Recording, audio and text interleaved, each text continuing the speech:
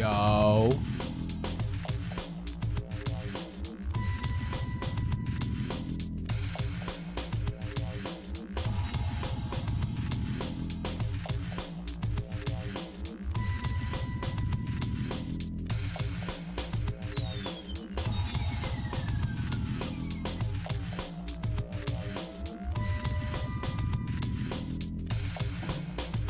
If you listening right now, let me see some blue hearts in the chat. Let me see some blue hearts in the chat. It's Tuesday. You already know the vibes. Be getting started very soon. Live drawing here with Habo. You already know. You already know. You already know. It's Black History Month. Let me see some blue hearts in that live chat. Let me see some blue hearts in that live chat. We might even do we might do the giveaway early this month. To the membership. We might do the membership giveaway early this month. I'm feeling good this week.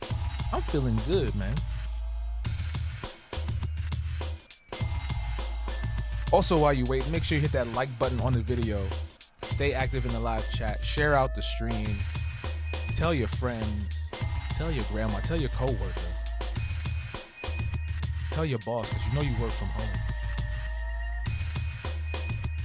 Tell them we're on right now. Tell them all.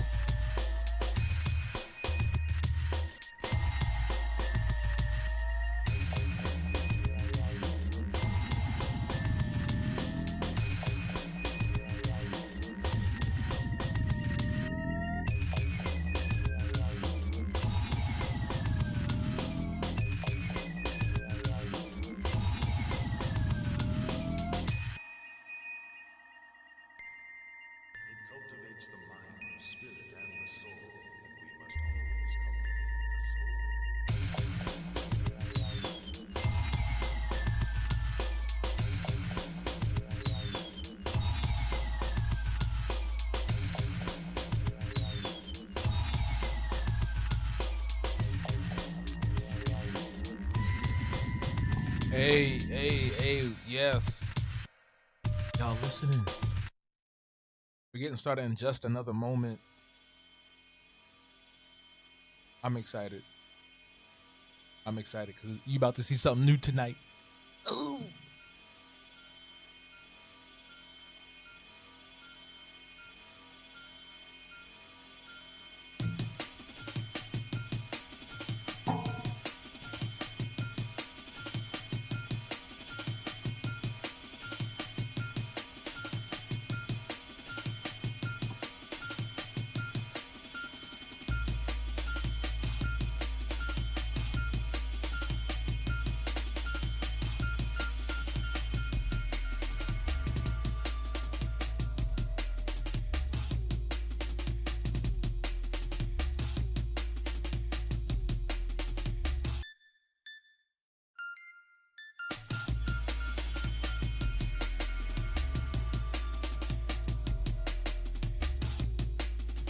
Baja.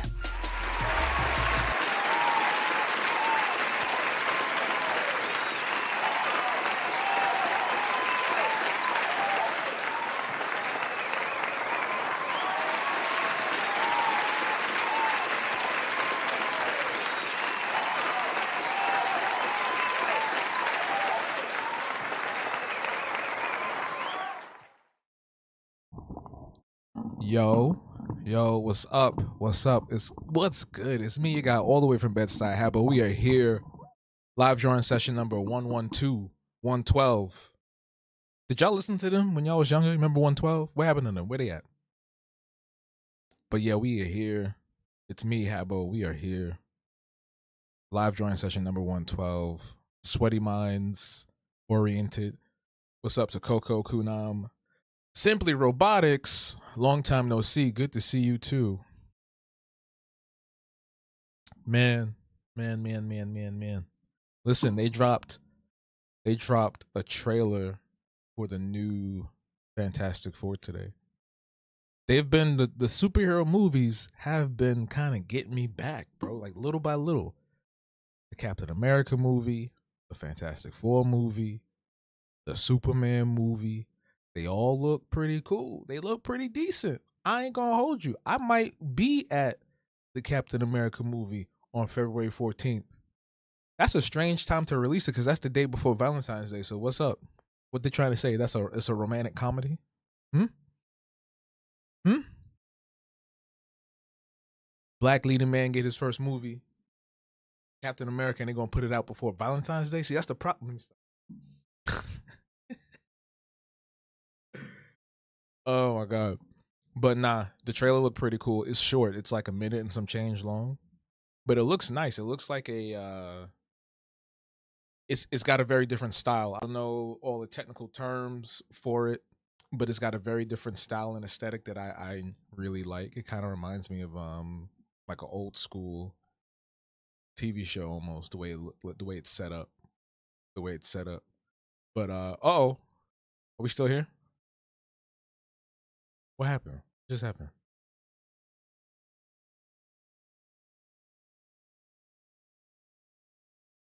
That gets me every single time. It's like this alert that pops up. It keeps making me think the stream crashed. Every time that happens, it's like a little pop up that says something about my bit rate is too high or something like. It keeps making me think the stream crashed. But no, we still here. Thank you, Coco. We still here. We still here. We still here. Um, but yeah, nah. What else happened? Something else happened. Something else happened. Something else came out. I don't remember what though. Something else came out recently, like a trailer for something. But no, all the buzz. I was on Threads post Grammys because obviously we was in Discord that night and we didn't know the Grammys was on. So I was catching up on all the news on Threads, the whole Babyface thing, Janelle Monáe dissing Nelly, uh, Kendrick winning 5 Grammys, Beyonce winning 5 Grammys. It's an interesting night. Kanye and his wife, poor woman. Uh, Kanye got me feeling bad for a snow bunny, bro. Kanye got me feeling bad for a snow bunny, bro. It's crazy. What a world. Yeah, Janelle Monáe. I think it was either the after party or something. She was performing "Hot in Here," Nelly's song, and she literally said "fuck you, Nelly" on stage. Apparently, allegedly, while he was still in the crowd. So everybody that's been going around the internet today. I saw that today. So yeah, yeah, exciting times indeed, exciting time. I be forgetting about Janelle Monáe. She be quiet. She be mad quiet. Like she'll come out with a little something, something, make some noise, and then disappear. And you don't see her for like years or for months or years. Then she comes back. Maybe a little pop up here, a little pop up there. Kendrick was in a Canadian tuxedo. Yeah, it looked pretty good though. I ain't gonna lie, it looked pretty good. I feel like all the people I saw, like all the outfits, look pretty decent. I didn't see everybody's, but I do find it interesting though that I'll see people online like, yeah, eat the rich and take down blah blah blah and capitalism is bad and all that. But those same people be like, woo, Grammys, yeah, woo. Like it's so funny. It's so funny, you know? And obviously like you do want to have fun, but it's kind of weird to see the ones that are like very, at least online, very hardcore about things. The ones that suck the fun out the room. And then when you try to address them on it, then they get all weird with you, right? Try to switch the subject up or change it or point fingers at you for some odd reason. They'll start saying something completely random. You be like, "Hey, I thought you hated the system. I thought you hated Hollywood. Why are you watching the Grammys?" And they'd be like, "Weren't you eating a white person's eggs the other day or some shit?" Like it was just some random shit. But anyway, it's just interesting. It's just interesting. It's like Eat the Rich, but except Beyonce.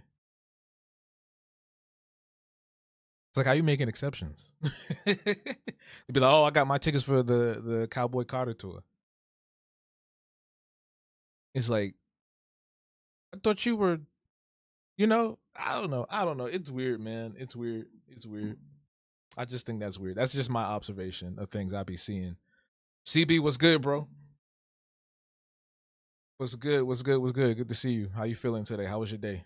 How was everybody's day? I don't know if I asked that, but Coco, Simply, Kunam, CB, how was y'all's day? What y'all up to? While y'all answering that, tomorrow night, don't forget tomorrow night is our Diablo 4 boot camp. I didn't make a flyer for it because I just didn't feel like it. But tomorrow night is our Diablo 4 boot camp in the Discord. In the Discord. Okay. Here is speaking of the Discord, okay, here is the February schedule. So we actually had a really good time. Kelsey was good. We actually had a really good time on Sunday watching Three the Hard Way, which honestly, yo, if you ever want to see a movie that is completely what they call it, how they say it, balls to the wall, just batshit crazy and wild and like nonsensical, just nonstop action, that's one of those movies. This is one of those movies where it's like you put that on in the background and then it just draws people in because it's like just explosions and shit just happening for no reason. Basically, the plot of this movie is something we've seen parodied over and over again. Black Dynamite parodied this movie. The plot of this movie is that white people have created some sort of toxin that is only dangerous to black people. So these three guys, a karate guy, Jim Kelly, and then two other guys, they're like special forces or something like that. They're like, you know, just dudes, just really cool dudes with afros. They team up and they go fight the government and cops and stuff. And they just like blow stuff up. They're karate chopping people, flipping people out of cars, climbing up buildings. They be teleporting. And 1 minute they in the room karate chopping somebody in the neck. The next minute they shooting a gun outside 3 stories up. It's like, what? These niggas are superheroes. Like the editing and everything they did in that movie is crazy. That movie was crazy. Like we could not stop laughing. Like every time you could not look away because you'll be so confused. I mean, even when staring at it, I was still confused.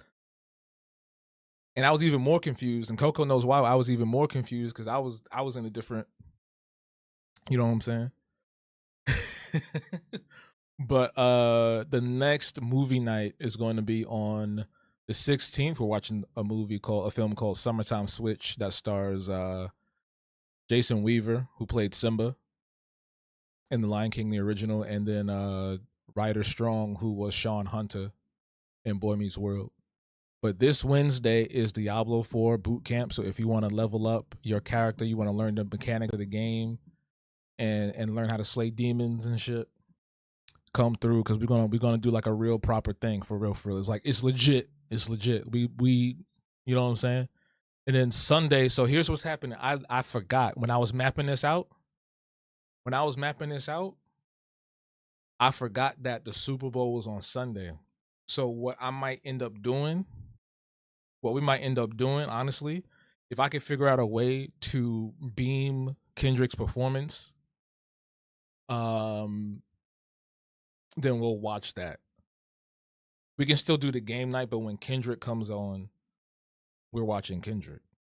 You know what I'm saying? I'm gonna figure it out. I'm gonna try to figure it out if it works. If not, we just gonna have the game night, and when it's time to perform, then we just like turn our TVs on and watch that together. Some shit, you know what I'm saying? Watch it at the same time because I'm not missing that. We're gonna be live reacting. I got a live thread tweet that because you know it's gonna be crazy. You know it's gonna be crazy. I'm excited. I don't even care about the game. I never really cared about the game. When I was younger, I did, but nah.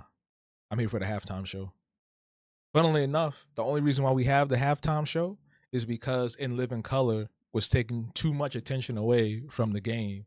So the next year, I think it was the very next year, they invented the halftime show and put Michael Jackson as the lead performer. There's a whole thing about it. I think it's In Living Color documentary out somewhere, and they talk about that because the ratings for In Living Color were so good. They were like, we're gonna use another nigger to fight back. We're gonna fight back. Get that dancing. Get that guy. Get him up there. No one's gonna distract them. Yeah, you got to catch up for real.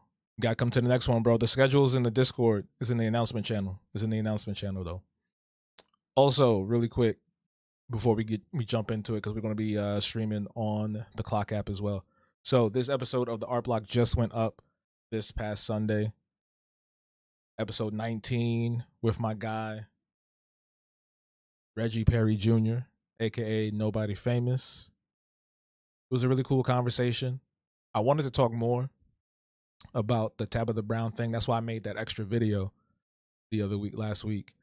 But we dip into a lot of different topics. We talk about the Target boycott, Tabitha Brown, and just kind of how we find solidarity within our community without hurting our community. I think that's a really important thing that we fail to proceed in, But yeah, it's a good conversation. Go check that out when the stream is over on your free time. I mean, this is your free time now, but you watching me now live. We're talking. We have a conversation. Anyway, I got something really cool to show off to y'all tonight. I'm really excited about it. And I think those who really enjoy Sweaty Minds will appreciate it as well. I mean, it's a Sweaty Minds themed situation, but it's also incorporating some Habtoons history into it as well. So, yeah. I'm going to boot up this Clock app. And we're going to switch over to start drawing. It's a vibe. Baja. It's a vibe. Give me 1 second. Oh no, switch that out. Yo, tell me why I went to the Dominican spot to get plantains, right? Which, man, these plantains tonight were just, they was good. They was slamming, or as the youth say, they was busting. I don't know if they say that no more. I don't think they say that no more, but they was good. However, the prices is about to go up. The prices for their food go up. I used to enjoy going there and getting my $2 small bowl of plantain. Now it's about to be $3. About to be $3. Why? You know why. Daggone TRUMP and his stupid tariffs don't even know how to do math. He don't even know what he's doing. Plantains cost too much. Cut it out, man. Damn. How do y'all do plantains in Nigeria? Do y'all fry it or you make it sweet? You do sweet or fried? I still haven't had no jollof. I told y'all I dated a whole Nigerian. She was bald headed. And she never made jollof, not even for herself. Not even for herself. You fry them? Oh man, I don't know. Cause I had Haitian plantain. I'm getting distracted. I'm supposed to be typing this thing. I had Haitian plantain, and they fried theirs. I ain't really care for that too much. Everything else was good though. Making characters. That's what we're doing. Yeah, making characters. That's what we're doing, Johnny. Johnny.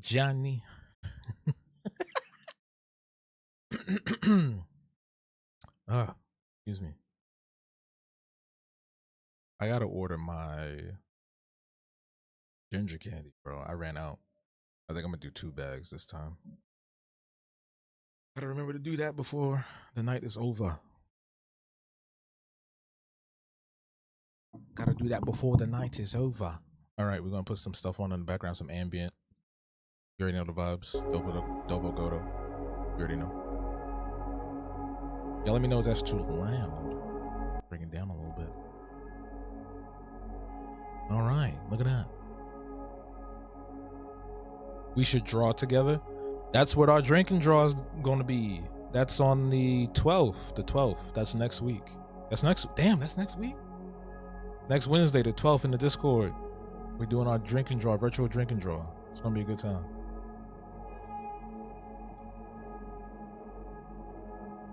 I'm gonna get that Rita again, bro. I'm gonna get that Rita again. I love that thing. And now I'm prepared for any side effects.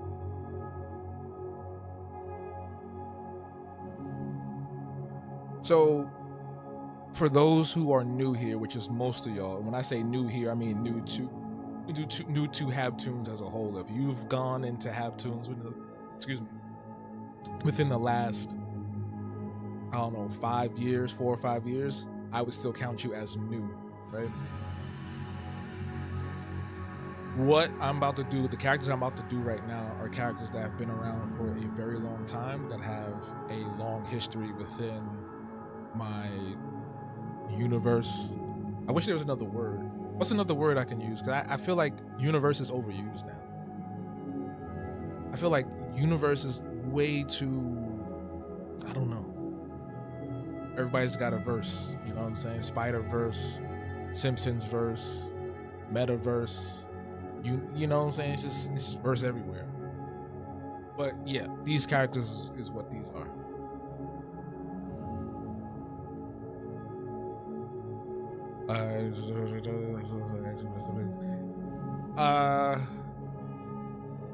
Some people boil them.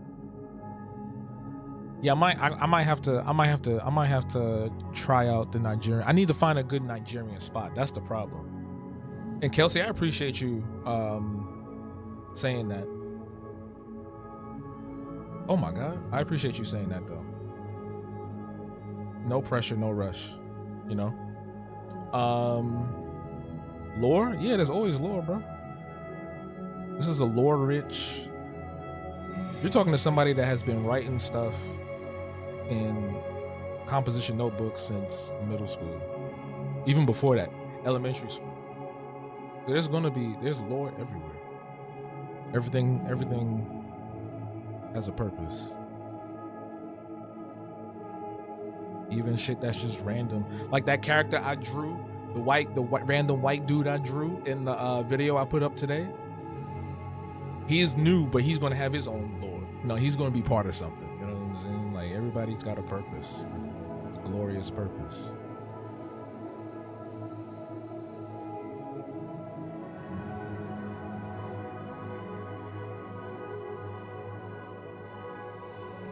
You feel me?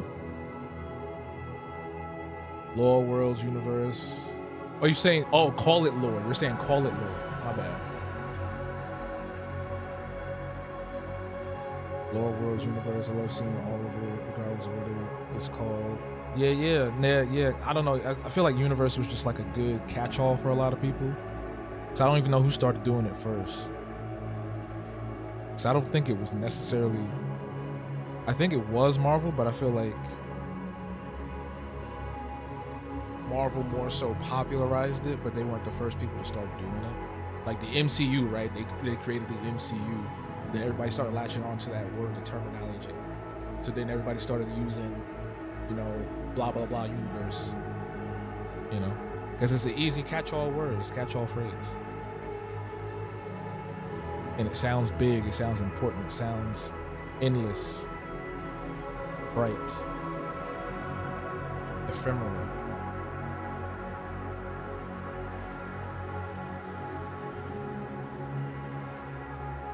Which I ain't mad at, you know. Bonsoir, Morgan. What you doing there?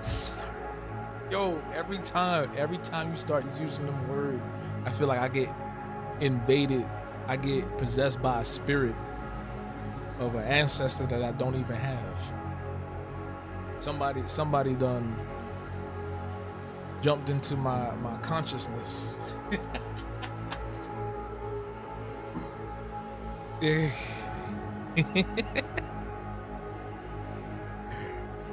want to hear you do your best New York. That's to get me back. I want to hear you do your best New York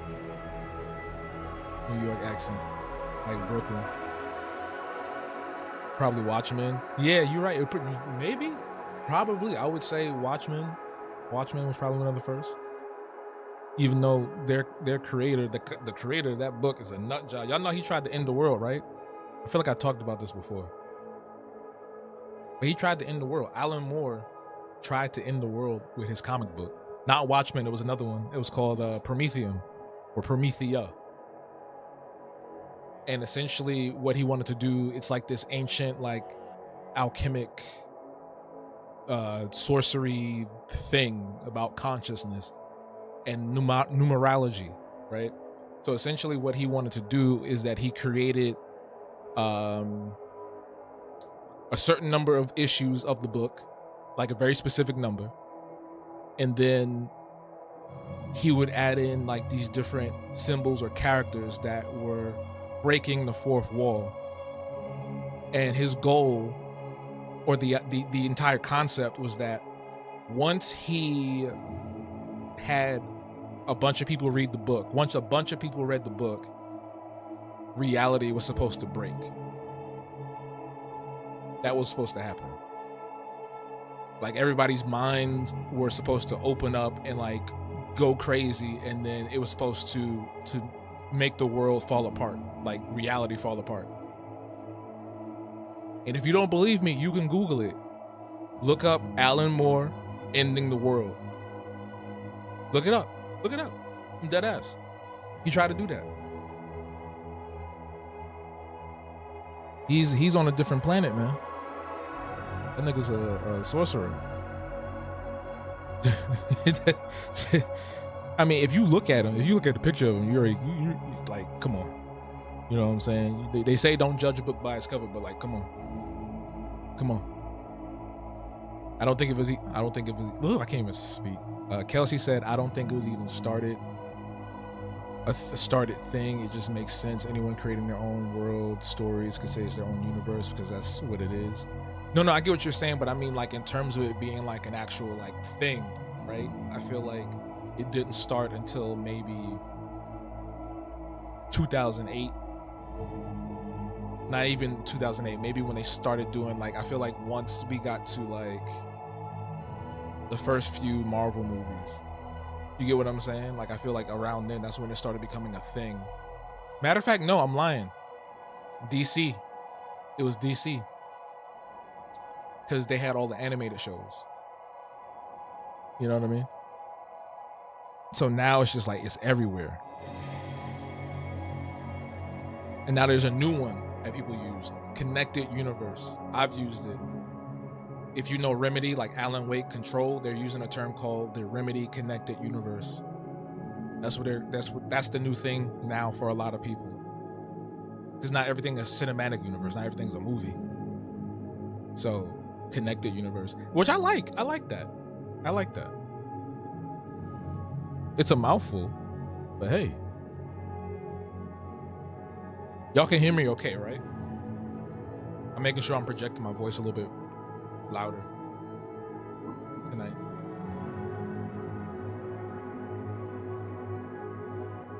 I think it helps that I don't have the headphones on, because I feel like when I have the headphones on, I talk. For some reason, when I have the headphones on, I feel like I talk lower. I don't know if that makes sense. You always called them universes, never a Marvel kid or anything. But like a term that people use regularly also. I didn't know you were 23. Nobody knew that. We all learned that tonight, just now in this moment. Look, I just assume most people are around my age that come in here. Oh, what the hell? Oh, TikTok bugging. But yeah, typically, I think like the average age is like 28 and up. So yeah, I didn't know that.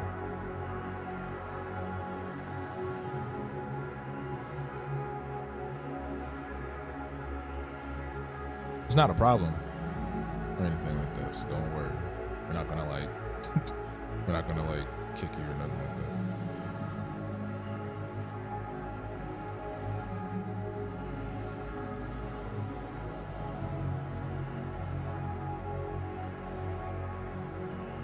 We the old people here. Surely is. Surely is.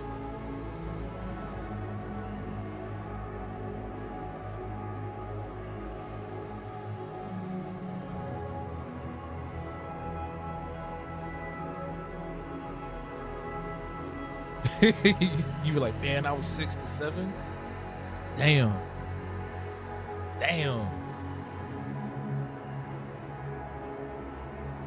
I was born on an even year, so like in 1998 I was 8, right? Or 1997 I was 7, right? Easy to keep up with.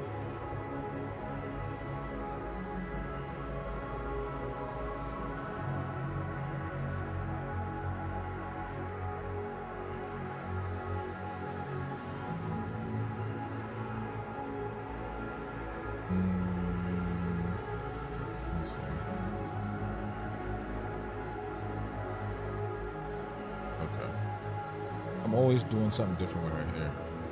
So this character right here, y'all ready for the lore lesson? This character right here that I'm doing is, her name is Epic Ethel. Full name, Ethel Rita. And, well, that's not her full name, that's her full first name. But she first came out in 2011. So I'm gonna show you a picture of what she looked like in 2011. It may be a jump scare. Pay attention. It may be a jump scare. A tremendous jump scare. The best jump scare that... Let me stop. I'm sorry. He just sounds so stupid when he talks. He sounds like a cartoon, bro. But no. So Epic Ethel is one of my oldest characters. Not the oldest, but one of my oldest. Well, that was a jump scare in and of itself. All right. So yeah, so when I first drew Epic Ethel, so the thing is, what happened was I was never good at drawing women when I was a kid. So most of my comics and my artwork growing up, like all my little comics and stuff I was doing, all of that was just, it was guys, boys, men, stuff like that. If I drew a girl, it was just really bad. So I just avoided doing it for a long time, up until maybe my late teens, early 20s, where I tried, like I really tried. And because I was a kid of the internet and I was surrounded by very specific types of art or aesthetics when it came to drawing women, I also tried to mimic those same aesthetics as well, right? Because a lot of the stuff that you see most of the time is like male dominated or for the male gaze, G-A-Z-E, not G-A-Y-S. So when I made Ethel, that's what I was going for. So here's what she looked like when I first created her. This is the very first drawing of Epic Ethel in 2011. There she is. I don't know what I was going for with the hair. I don't know what was going on with the headband. I don't know what was going on with anything, but this is what she looked like in 2011, right? And what I wanted it to be, this was also around a time where you saw a lot of comics, like web comics, kind of taking off on like Drunk Duck, on DeviantArt, on Cosmic Dash, and all them other places that would Smack Jeeves, all them other places, right? So I wanted to do my own, right? So I wanted to do my own. So in 2011, in addition to making Epic Ethel, the character, I wanted to do Epic Ethel, the comic, like a comedy strip. So this is the very first Epic Ethel comic strip. It's really bad.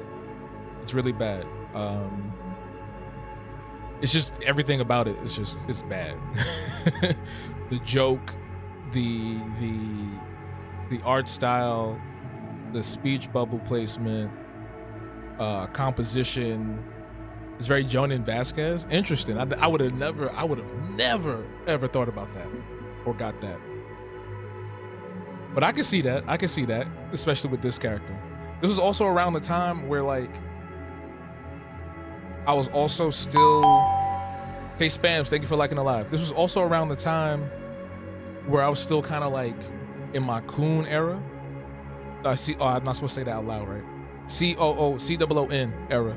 So a lot of my characters were still like, the prominent ones were still non-black, right?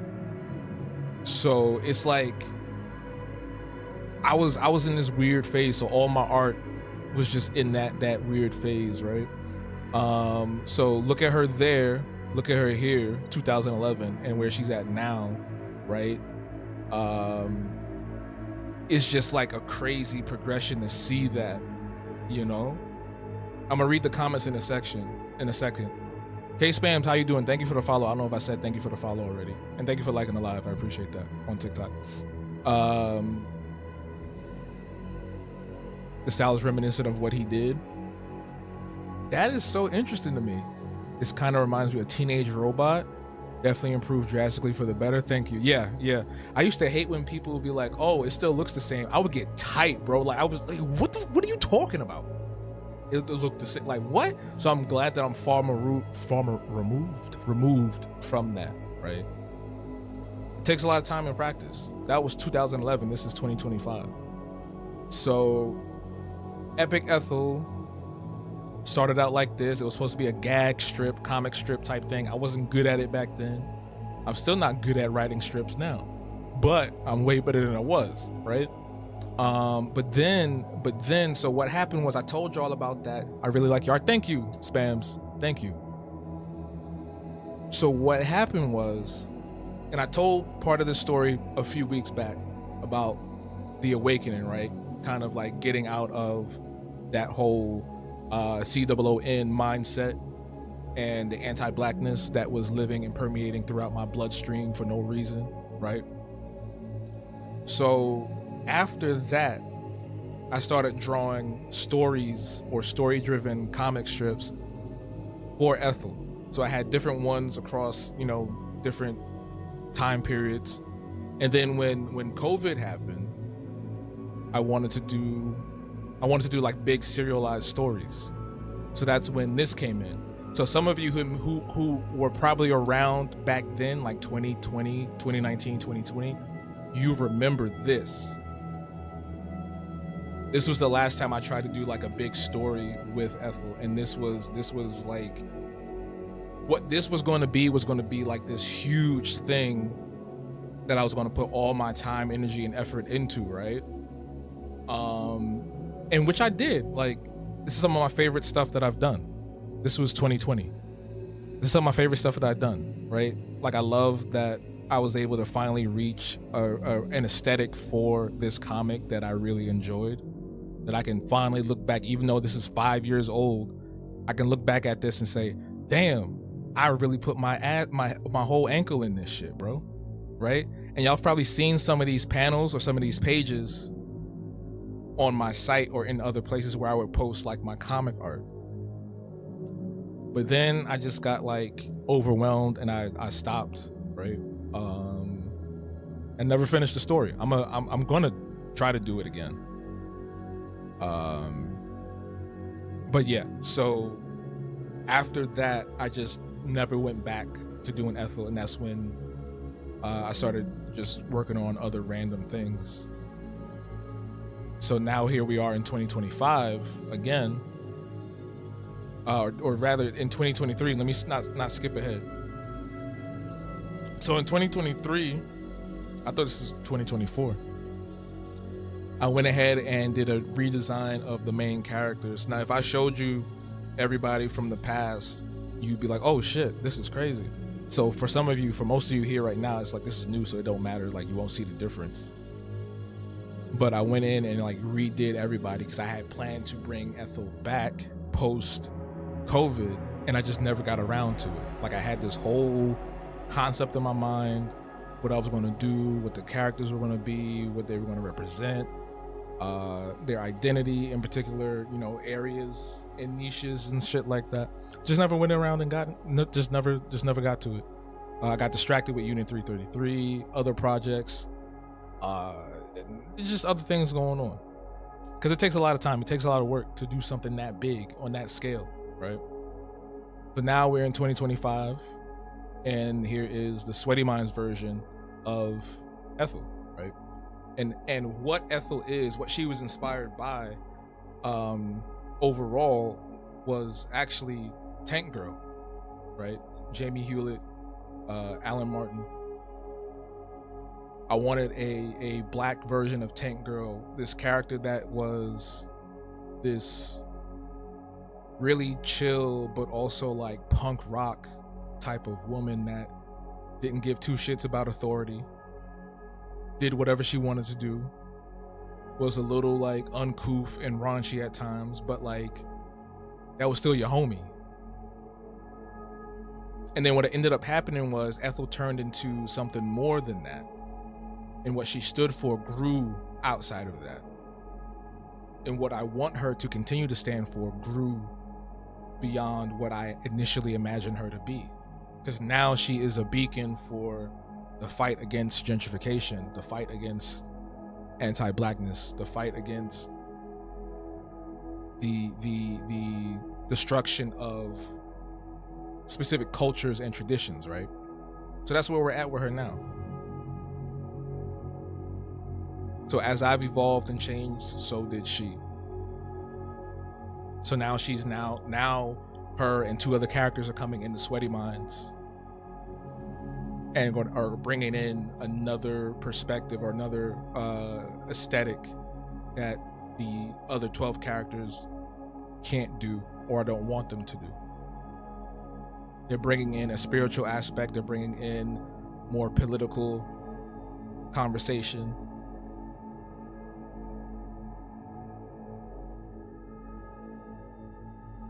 And I'm really excited, like, putting that, it's kind of like the early vision of what I wanted her to do, combining with what she is now, and going with Sweaty Minds. So like Sweaty Minds is the beacon, you know, for the gag comic, weekly comic strip, you know. So that's where we at. Let me read these comments on YouTube. My bad, I've been talking this whole time. How far back are we? Robot Styles reminiscent of what he did. You already know we start somewhere. I know my stuff back then was also wild proportions. Who? I feel that on that era. Yeah. Always love when design comparison doesn't even look like the same person at all. Yeah. We love to see it, the growth, love to see how far you've come and how black it is now. Oh, I'm black, y'all. I'm black, y'all. I'm blacker than black. Oh, no, I'm black, y'all. Yeah, you already know. Also great to keep old art to see how far you've come. Don't throw out, I hope none of y'all are throwing out your stuff. Keep everything you do. You need a museum for yourself.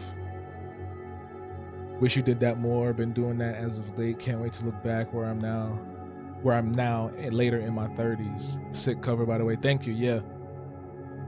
I was really proud of that. Same, I wish I had older art, but so many sketchbooks got lost in a bunch of moves. The Ethel journey coming full circle. Yeah. But yeah, please don't, if you can, like, don't throw away nothing.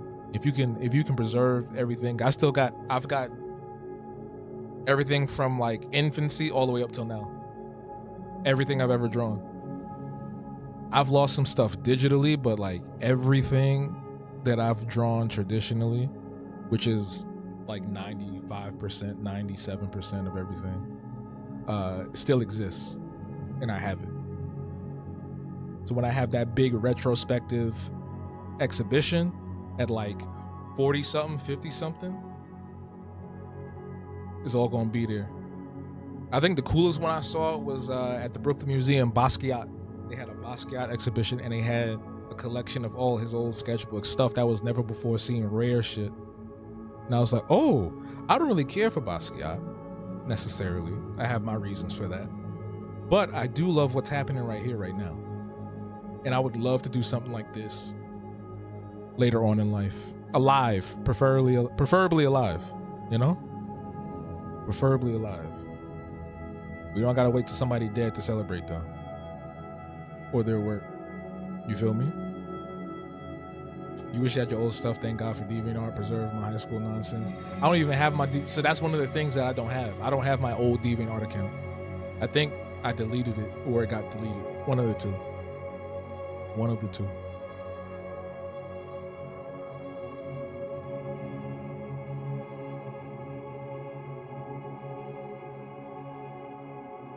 know somebody's like, boy, that nigga can talk, man.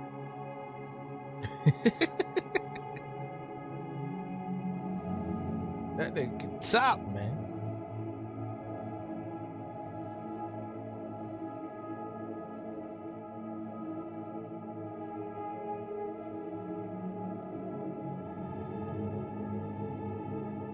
You still have some old DeviantArt stuff when you were 15? Me too. One day I went through, I was looking at some old stuff. I forgot what I was trying to do. I was just looking for something. I was like, ew. You know that meme that somebody drew? It was like Max walking inside homegirl apartment. He was like, bitch, you live like this? I was like, nigga, you used to draw like this?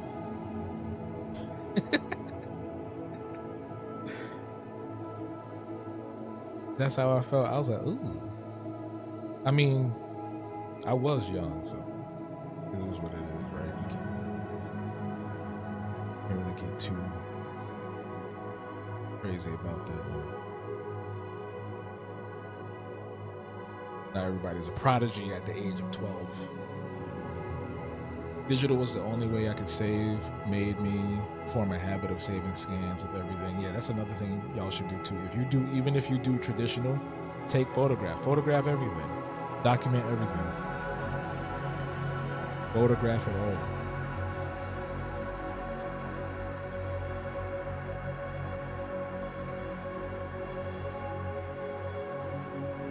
Photograph it all. Everything you painted. You gotta save it. Photograph it all.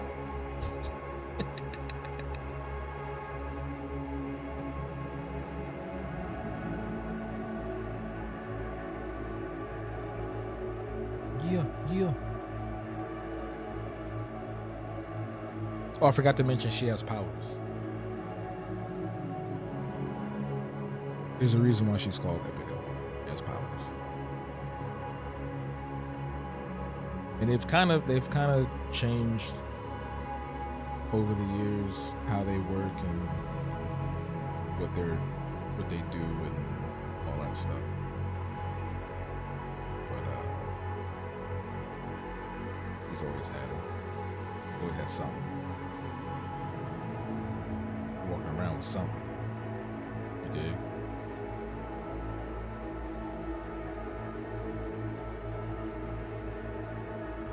I'm leaving him with something.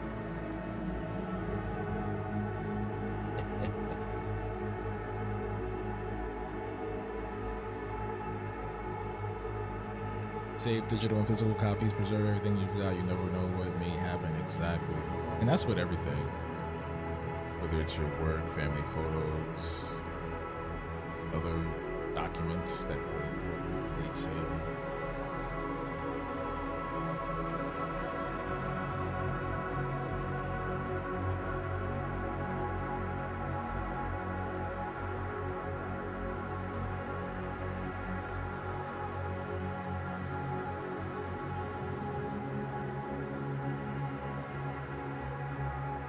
Like, listen, y'all don't understand. Like, I wanted Ethel to be, I still do, but I had like this really big ambition. I had like casted people to the voices of characters. We had whole like recording sessions and shit. Like, I've got audio and video of the characters being voiced and the people I wanted to act talking to each other in character. Like, y'all don't understand, bro. I live, eat, and breathe this shit. A lot of people get online and they just be playing. I'm not for play. I do this for real.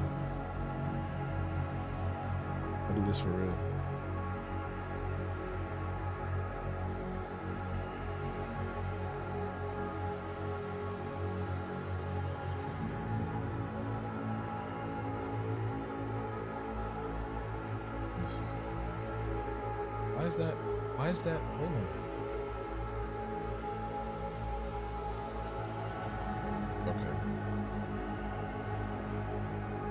Okay, cool. Yo, Eric, what's good? You just missed the whole info dump. Well, it's gonna be on YouTube now too. It's gonna live on the vlog. But yeah. Yo, you know what we should do, Morgan? We should do like a video where we draw old stuff. We should do that. Eric, thank you for liking the live. That could be the episode with you and Morgan number 2. Morgan and Morgan. Or it could be a separate thing. I don't know. That just came in my head. We could draw like our old characters in our new mind and art style. You feel me?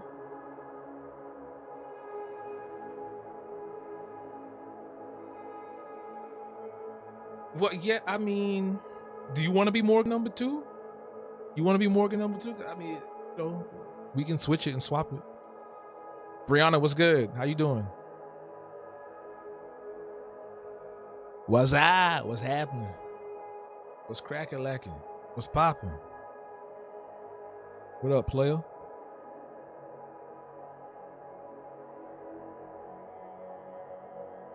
Because I do have ambition to bring Ethel back at some point. I just don't have the capacity to do it right now. Same thing with some other projects that I've tabled for like a few years because of that, you know. Sweaty Minds is easy because it doesn't take too much out of me, because it's a short and sweet comic strip. 1 to 2 panels, maybe 3 at most. The characters are like these short, squat, chibi inspired type things, so it's not like I gotta do huge details and stuff. That's why they're all, because if you notice, this version of Ethel is very short and small compared to this version of Ethel, which is a little taller, right? Like the Sweaty Minds style is like these little guys. Our version of Chibi. Everyone, you like the idea? All right, bet. So yeah, we're gonna talk about that. We're gonna talk about that.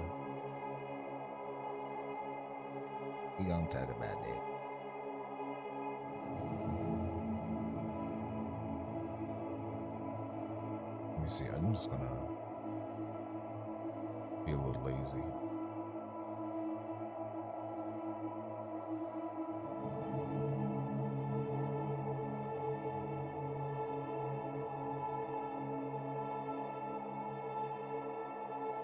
I'm gonna start trying some rotoscoping.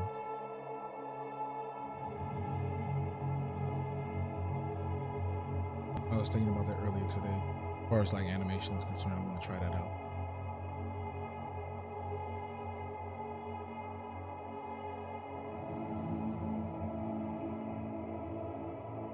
But there's some other things I want to do before I jump into that area.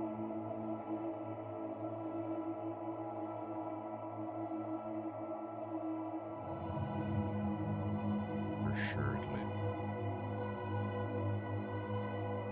But yo, if you're just joining us, what's good? It's me, your guy, all the way from Bed-Stuy, Hannibal, and we are drawing some characters for my web series, for my series. I won't call it a web series. My series, Sweaty Minds.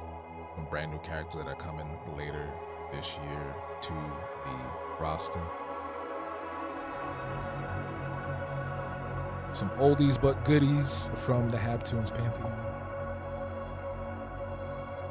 We're streaming on both YouTube and TikTok.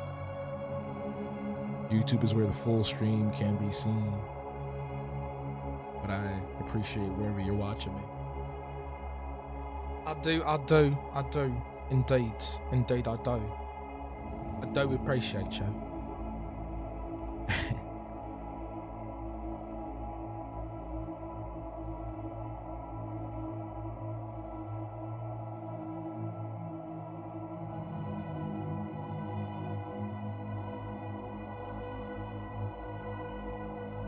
So many accents in one live. You have no idea what you're talking about. No. This is how I regularly speak. Ugh. There is only one accent. This is it.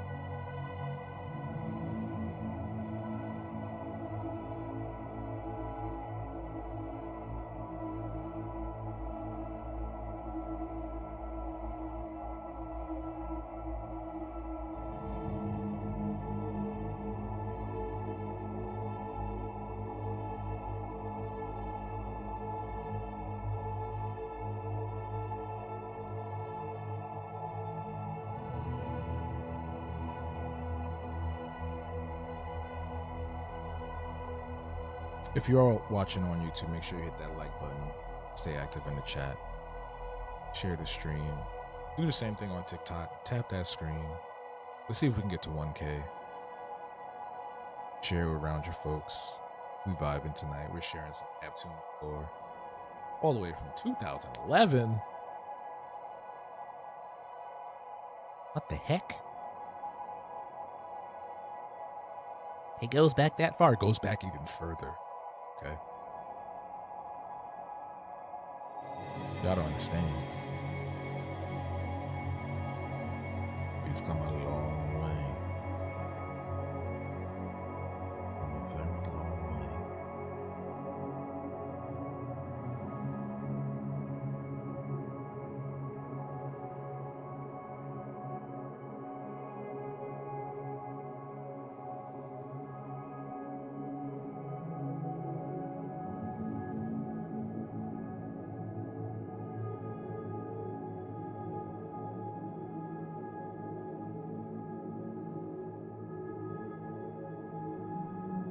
Yeah, I was really excited for this stream tonight, bro.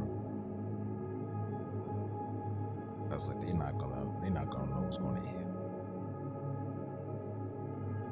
And then boom, y'all were pleasantly surprised.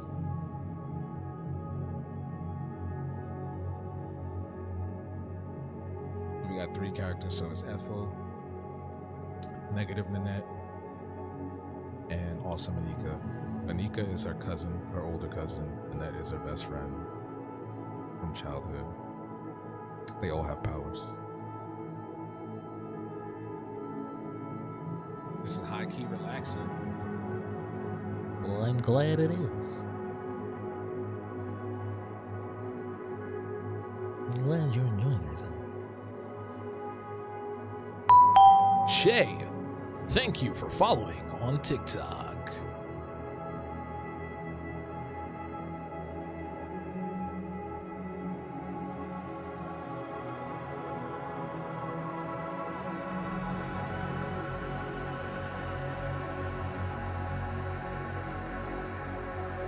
Ooh, the hell is that?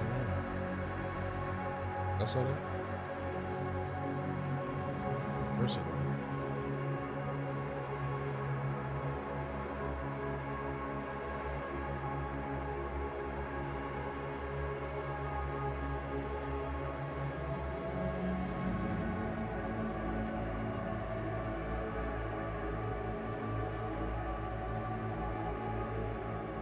Also forgot to mention Thursday's stream is Balatro. Trying to get 100% in that game, honestly. And my ass bought it a second time on Xbox. I have a problem. I'm hoping they do a cross save though, so I can move my data between them. Appreciate that.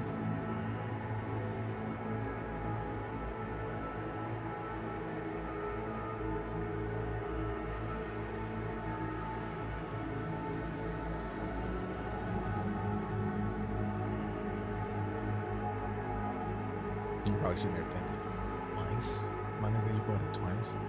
I've purchased Skyrim for every console generation, every platform, as well as GTA 5. This is not uncommon. It's not an uncommon practice. I feel like I've owned every re-release and port of Skyrim for no reason. On multiple consoles.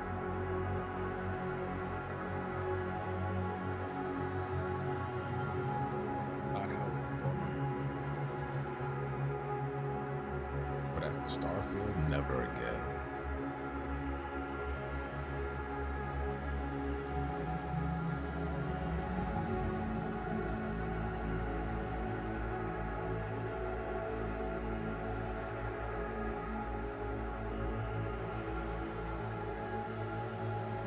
Is it?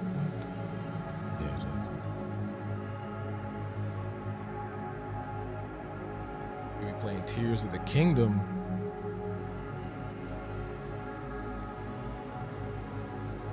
that Zelda. I like Zelda.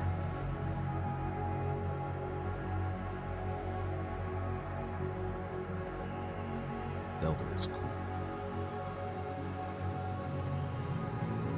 My first Zelda game. I feel like my first Zelda game. It was either A Link to the Past on a Game Boy Advance or Wind Waker. I think it was A Link to the Past. Four Swords one. How you doing, Shay?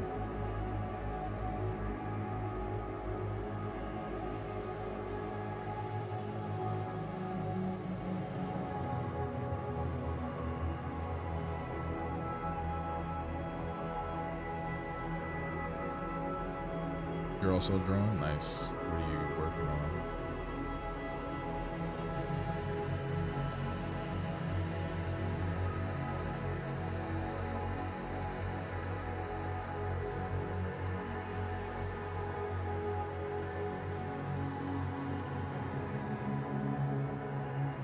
Orchid back tattoo. Tattoo illustration is so good too. Tattoo artists in general. Are you a tattoo artist?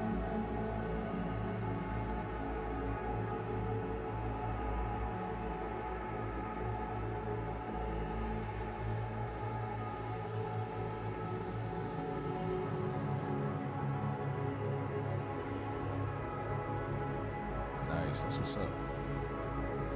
Got a lot of respect for you.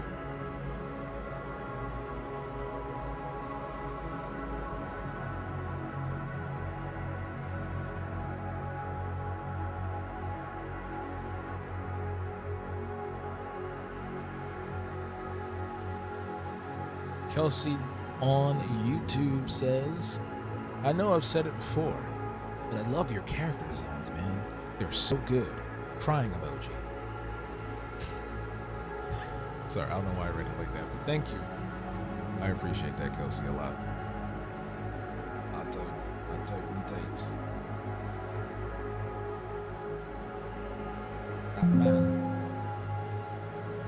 Wasili, thank you for liking the live. I hope I said that right. How you say that? Oh, Wasila. Am I saying that right? By the looks of it, you could do it. Oh, I don't know about that. I don't know about all that. Me, a tattoo artist. Who would have thought? Put on that baseball announcer voice. Derek, what's good, bro? How you feeling?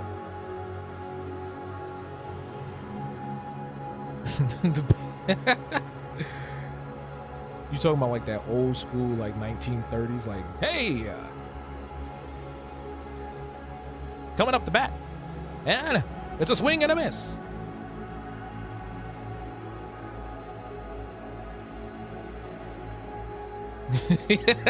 Yo, you funny, bro. CB on YouTube says, real question, as a black artist, am I a COON if I draw white characters amidst black or other colored people? If that's your primary, I think if that's your primary, like if that's all you draw, that's my issue. If that's all you draw, if you if your portfolio just look like snow bunnies all the way through, then yeah, that's a problem. But if you're going for like obviously a diverse set of cultures and characters, then no, that's not a problem.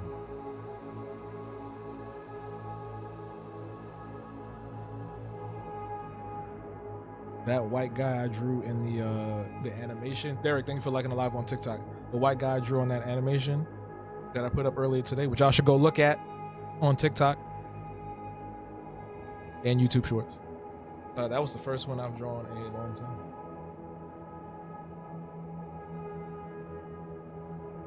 And that was for gag purposes. That wasn't even like a real legit thing, you know? Like he was a random, he's a nobody. Like he just came out of my head.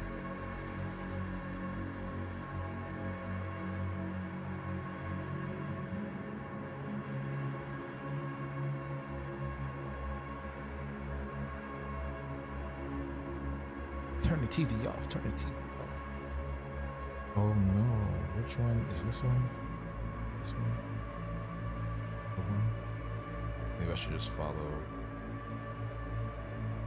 colors on that side. The old color.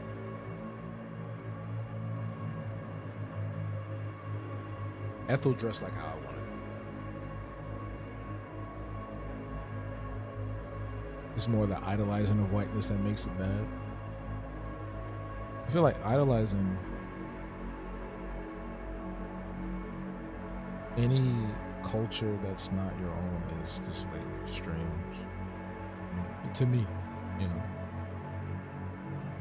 It's like one thing to be appreciative of it, but there's like a fine line between like appreciating something and then also kind of like fetishizing something. Like how a lot of people are with Japanese culture, you know. There's a lot of Negroes, you know, you can point fingers at and be like, you sure you know what I'm saying? You good? We gotta question that.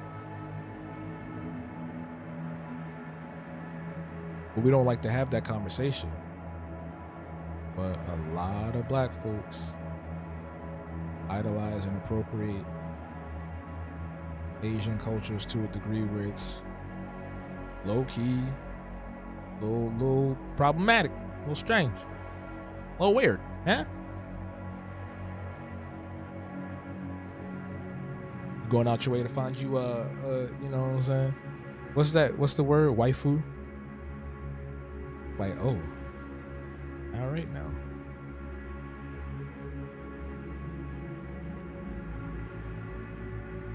All right now. Gives you Proud Family animation style vibes. Is that accurate? What, the character I'm working on or the one that's speaking right now on TikTok? But I take that as a compliment. I like the art style of the Proud Family, at least the old one. The new one, I could take it or leave it. The character, I appreciate it. I do. Morgan said, high key problematic. The super weebs are just too much. Yeah. Yeah. Then turn around talking about, there ain't no good black characters in this cartoon I'm watching or this video game created by this Japanese company. Da, da, da, da, da. It's because you are too busy. I ain't even gonna say it. Never mind. I ain't even gonna say it. I'm not gonna say it. But you know what I was gonna say. Because if you don't like it, stop playing it. Oh, there's no black people in the Hoyoverse. Yeah, no shit, nigga. They're not thinking about you.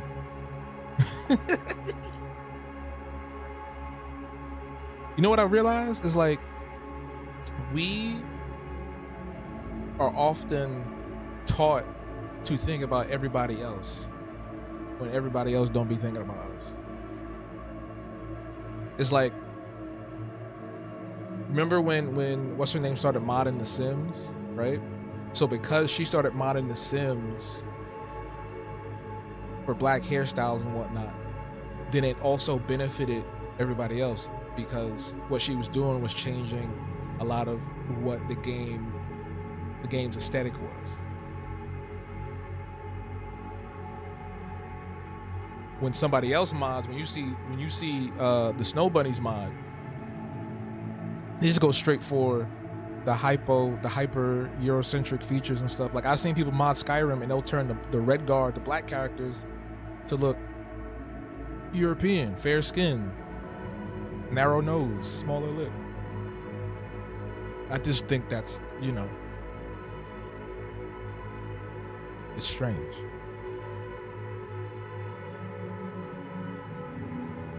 I feel like we be looking out for people when we put stuff out.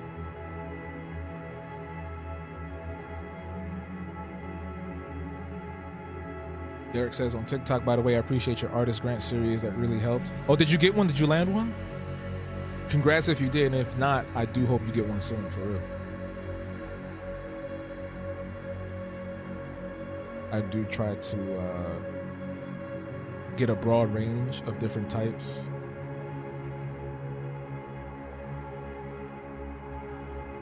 So hopefully there's something for everybody.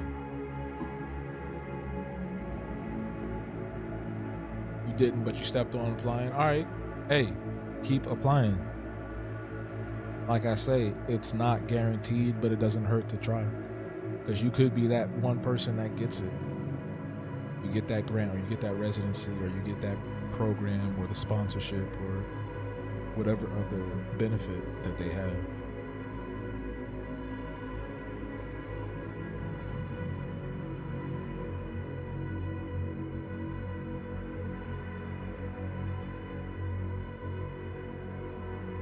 Remember to save. Remember to save. Otacon.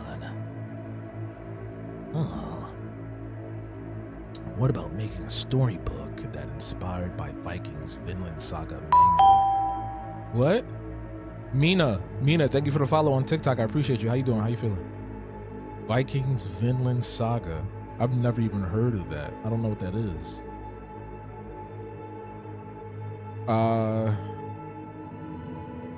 Are you saying that if someone were to make a book inspired off of that?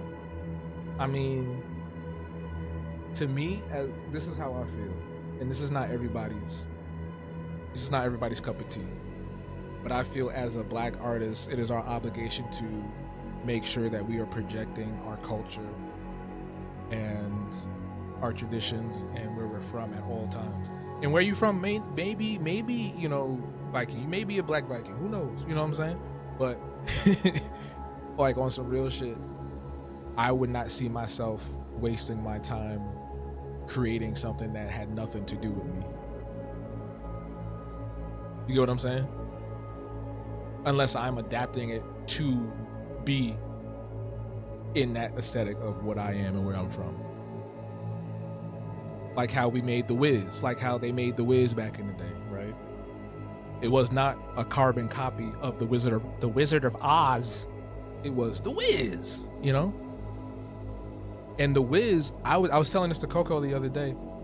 I said, I think The Wiz is the best film we've had for any generation. It is an amazing adaptation, and the art direction, the music, and the aesthetic of it is just phenomenal, top to bottom, from the play to the film. The whole concept of The Wiz. Thank you, Brianna. Yes, she said yes on TikTok. The entirety of The Wiz, from play to film, is an amazing concept and probably one of the best adaptations you could ever see in creative history. And it's a shame that it does not get bigged up more. It's a shame that The Wiz doesn't get talked about a lot. It's a shame that The Wiz is not being taught in creative spaces. You know what I'm saying? The Wiz deserves an honorary Oscar. Exactly. The stage play was amazing. Yes. So if we're talking about something like that, then that's cool. But if I was adapting The Wiz and I just made The Wizard of Oz and I just made another Wizard of Oz and it was just all white people, that's crazy, dog. Call Dr. Umar immediately, because somebody been smoking and drinking. Kelsey says, yeah, y'all actually make diverse shit because white people are rarely inclusive, or so someone else always has to come in, which is shitty as fuck. That is even like that. And white people always want to dominate every scene. Not Dr. Umar. Yes, it does need to be talking academia. It does. Because what other movie from that time period, or even right now, looks like that? There's nothing else like The Wiz. That shit used to scare me as a kid. That was legit scary. The Wizard of Oz was nothing. Yo, go down in the subway, holding Skimmerhorn late at night. You gonna feel that same vibe. And I may be biased because that's shot here. Fun fact, that scene in the train station, shot here in Brooklyn. That same train station was what Michael Jackson used for the Bad video. So go to Hoyt Skimmerhorn late at night, you're gonna feel them same vibes. You're gonna be scared, you're gonna get on that train and go take your ass home. That shit was scary. Them little things coming to life.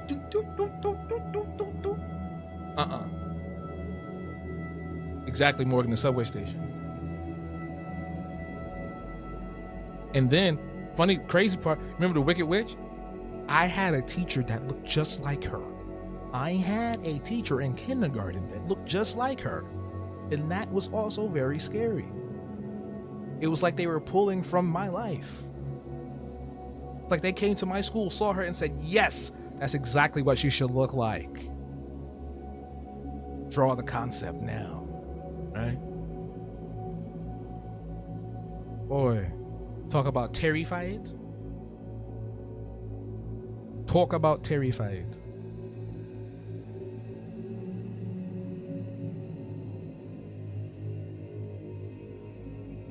I want to watch The Wiz right now. I think it's on Netflix. I wonder how different it would have been if the original Dorothy got the role instead of Diana. No shade to Diana. Love her down. All that good stuff. But we all know the story behind how she got the role.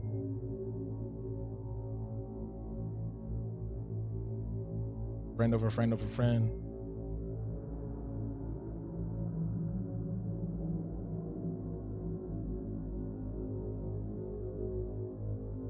A tea.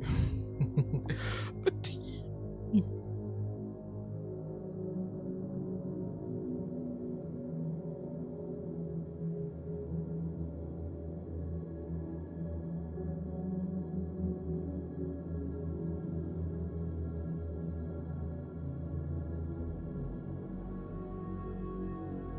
So yeah, when it comes to adaptations, you gotta be true to you, true to your people, true to your color, your culture. I mean, not your color, culture. And there are people who have argued. I've made videos about this before, many times on TikTok. People who argue like, "Well, I don't have to do it. The nigga don't even have a hairline. Knuckles be ashy." It's like, I'm not arguing. I'm not talking to you. I'm not having a conversation. You have a little anime girl as your profile picture. We're not having this conversation. All right, ever in any timeline, in any multiverse. Nah, not happening. No, absolutely not. Show your face. Show yourself. Here comes that puzzle piece. Here we go. I don't have to draw black people. I draw animals. Here, it's like, all right, fam.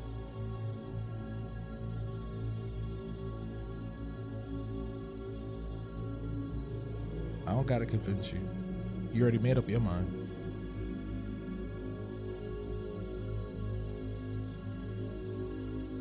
Over there sleeping with your Hinata body pillow.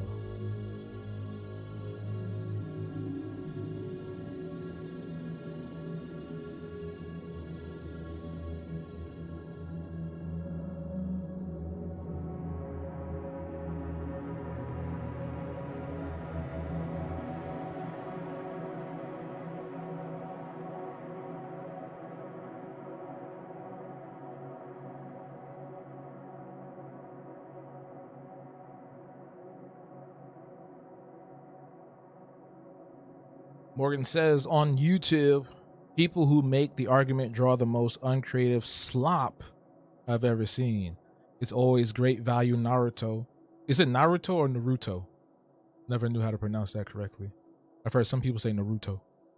And it's super busty underage love interest. That's another thing too. I don't want to get we ain't even gonna talk about that. We can talk about that on Discord. Because that's a whole different thing altogether. That's a whole different thing altogether. Like when it gets to the creepy territory like that,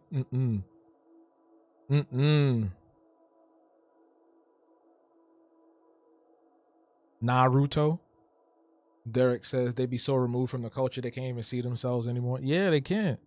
When they look in the mirror, they see Nishiyama daddy daddy. Don't know people Nishiyama daddy daddy. That's what they see in the mirror.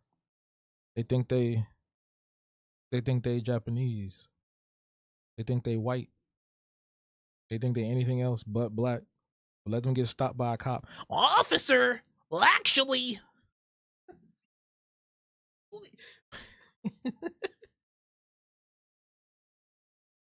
Well, let me tell you something.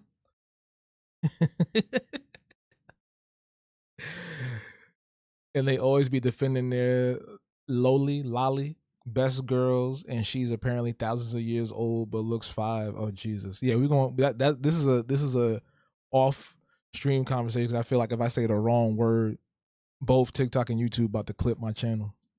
But nah, yeah, I've seen that stuff. They be on some weird shit for real. They be on some creep shit for real. Them be the same ones, crusty, no chapstick, no shea butter, no cocoa, but nothing. Not even Vaseline want to come in somebody's comments talk about, why does everything have to be black? Whoa, my wife.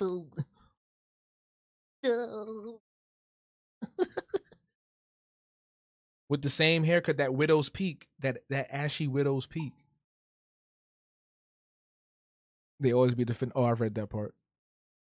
Or lack thereof. Yeah. Ridiculous. Oh, the music stopped. I'll replay that same one. Keep it simple. Oh, we've been here for a minute. And I was running.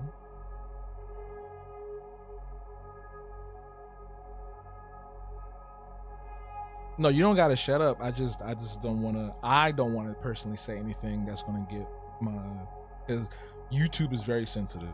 TikTok, you can get away with talking about most things, but YouTube is very sensitive. They're incredibly family friendly, so videos or streams can get demonetized very easily, especially if you talk about very extremely sensitive topics like stuff going on in the Middle East, or things happening here with, you know, specific racial groups and stuff like that, those types of things. So I try to, when I do talk about it, I try to like use certain terminology, double speak. You feel me? Bianca, what's good? Thank you for liking the live. Appreciate you. Why is everything black when they see one black-centric piece of media? Oh no, they say DEI now. That's their new thing. They love that. Thank you for the heart me. Oh, you can't even see me. I just did the hands. Y'all on YouTube just saw me do the heart hands. Thank you for the heart me. Appreciate you. What does it mean to be black in America? That's a general question I want to know. That's that's a loaded question, bro. That's a loaded question. I don't even know where to start with that one, because there's so many things to touch on, right? Especially now with 47 trying to blame everything on DEI, plane crashes and other accidents and people losing their job. Like, what is it like to be black in America having a target on your back? And that sounds like something hyperbolic. I'm not trying to be hyperbolic or anything like that. What I mean by that is, in varying degrees, there is a level of danger associated with blackness in this country. It could be something very generic, like having the cops follow you and lose your life, or at a corporate level, have people, you know, not pay you as much, or they give you different types of work because they feel like you're not competent enough, or going to the doctor and not getting the same pain medication as, you know, the white person that just had the same issue. There's different things for different people.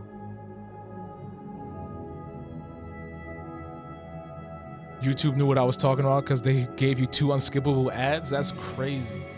I'm gonna talk to YouTube because I want them to do something with these ads in a way that actually doesn't interfere so much. But I can say that there's a certain level of privilege that I have where I'm at, where I live, where I grew up, than other people. Because I hear stories from different perspectives where it's like, oh, this person grew up and they were always accosted by the cops. That never happened to me.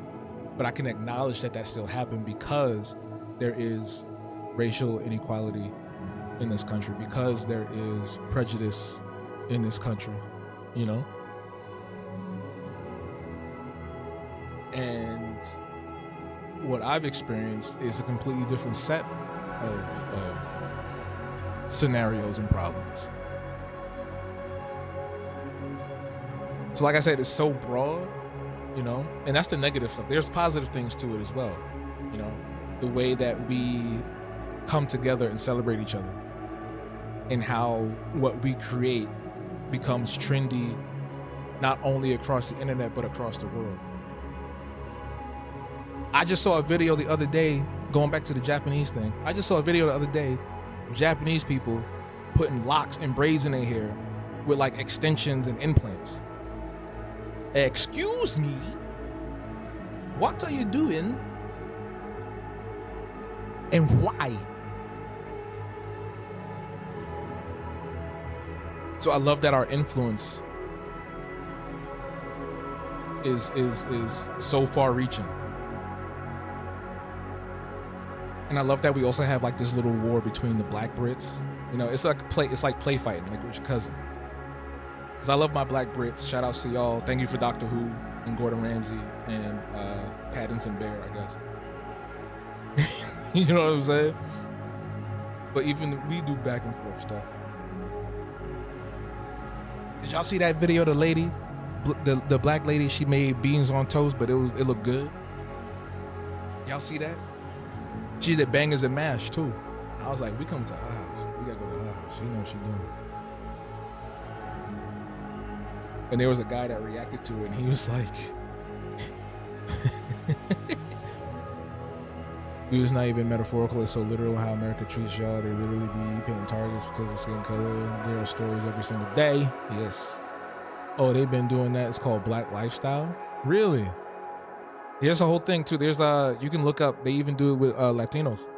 They do. It's like Japanese Chicano culture. Look it up. They hate, but then the way they steal your culture is, yeah, nah. They hate us because they ain't us, as they said in that one movie. What was it called? The Interview. They hate us because they ain't us.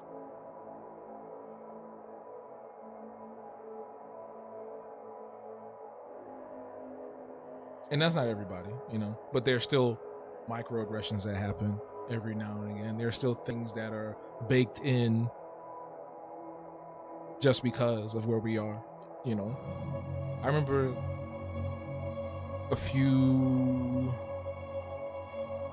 maybe a year or two ago, we had like a whole Australian thing going on. We had a lot of Australians coming in to the community, and there were some things that the Australian person was saying that was just like, yo, what, you good, bro? Like, you want to...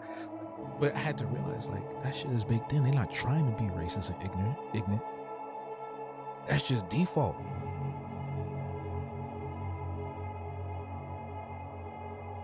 Because the stuff that be coming out, bro, I was like, come on. I don't give nobody... But then again, you can't give nobody an excuse because the internet exists. The internet exists.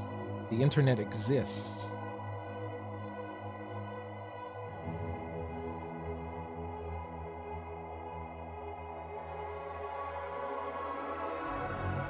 They have reggae, rockabilly, gyaru. Literally any culture is their cosplay. That's crazy. I think it's cute. Let me start doing that then. Let me start singing Tokyo Drift. Let me start singing Tokyo Drift. Everybody gonna have a problem.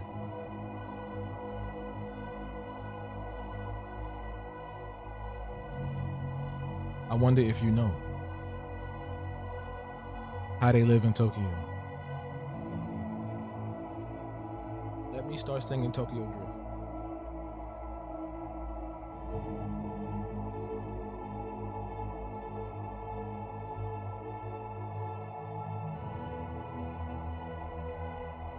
I grew up with Cartoon Network, Nickelodeon, Disney. That was always enough. What you mean by that?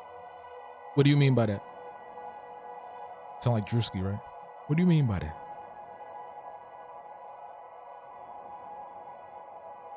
Oh, because they always had black characters. Got you. I think I'm gonna just do one hand. One hand's gonna be on fire. I'm gonna move her over. I have space for Mika and Annette because I don't know why, but for some reason there's no space. I don't know what happened. Did I draw them too big?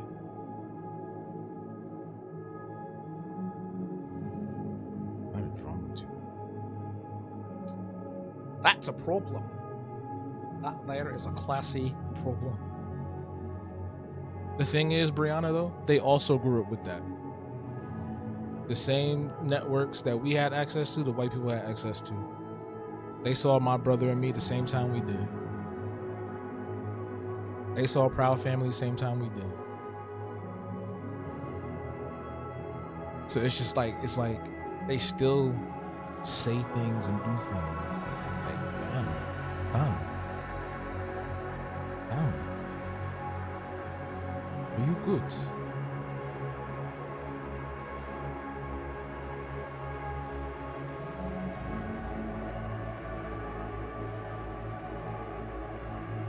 Matt Smith, oh my God. I said Doctor Who and Matt Smith came to my life. What's good? If you don't get that reference, I'm sorry. But what's good, man? Thank you for liking the live. I appreciate you. And the compliment. And for the follow. Thanks, bro. Thanks, bro. Guys. The doctor is in the chat, man. The doctor is in the chat. Hydra Daleks. Hydra Jadoon. Hydra Slitheen. Weeping angels afraid of him. Unit hates to see him coming. It's Doctor. It's Doctor Who. Coming up next, right here on BBC One.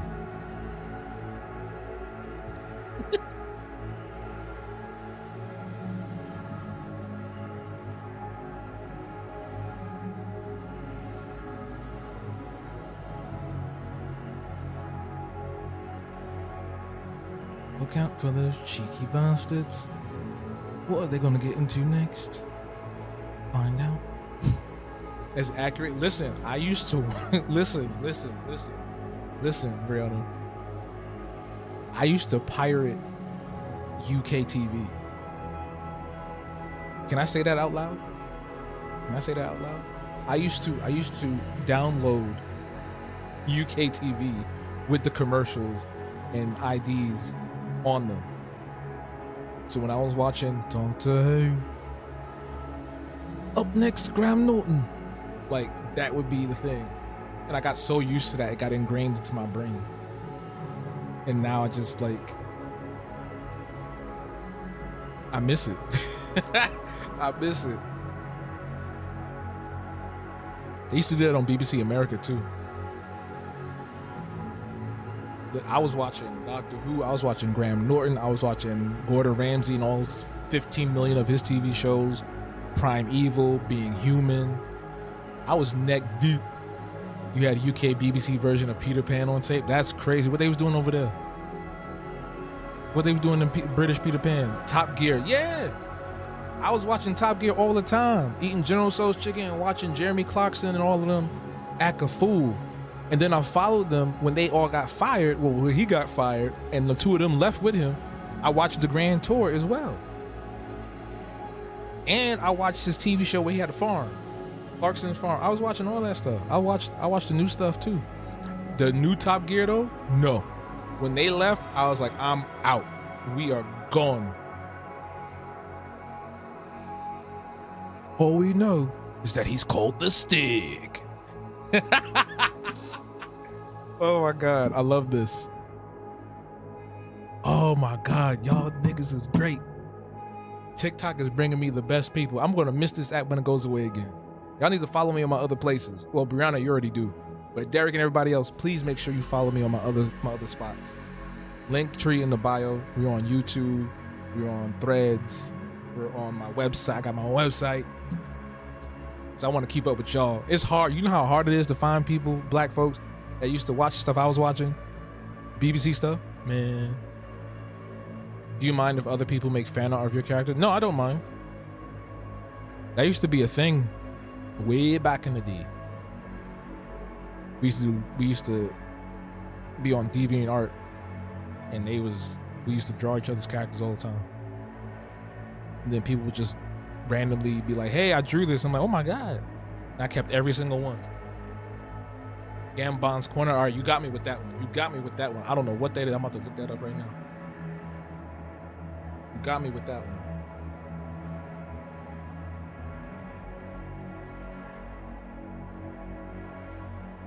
Oh, that's the daggone. Yeah. Top Gear. I forgot.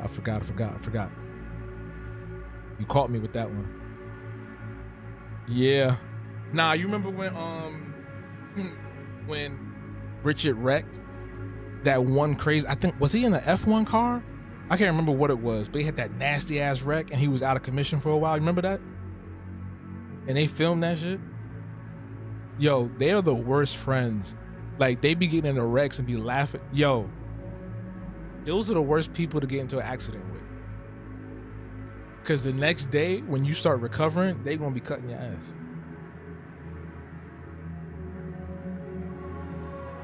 Kelsey says, some motherfucker called me. I gotta, oh yeah, no problem.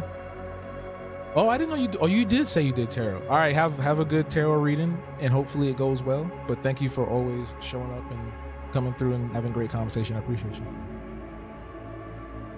You gotta look that up. He used to get into wrecks all the time. That's the crazy part. Yo, they be so, on Grand Tour. All right, so there was one on Grand Tour where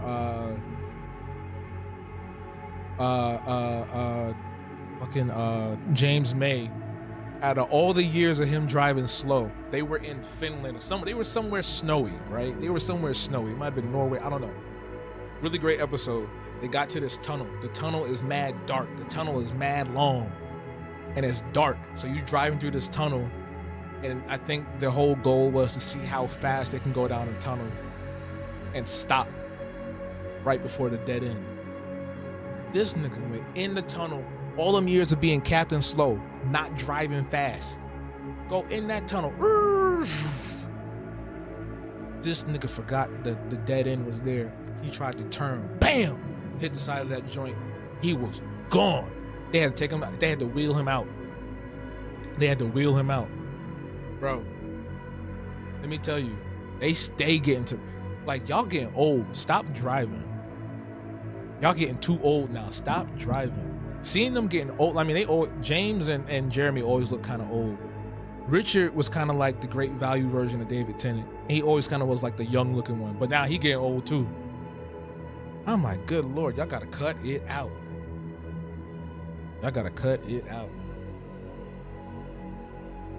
They're in their 60s. Nah, them motherfuckers look old. They look like they in the, Jeremy looked like he in his 80s, but I think that's because he was racist for a long time. When you racist, you age yourself up. When you nasty like that, you age yourself up. That's what happened.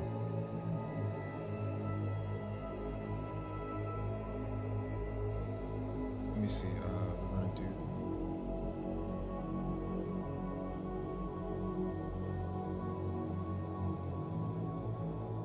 He was a Great Value, David Tennant. I think they made a reference to that one time or another. I used to love when they would have the interviews and have people drive around the track. I thought that was so fun. Because then they started having Americans come on. I think Will Smith was on it one time. Not gonna hold you. I think Will Smith was on there one time.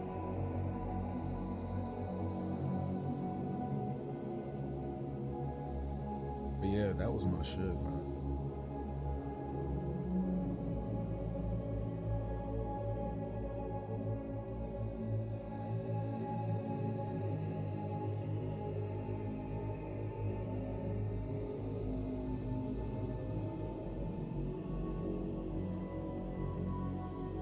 What time is it? Oh, it's still kind of not that late. Not that late.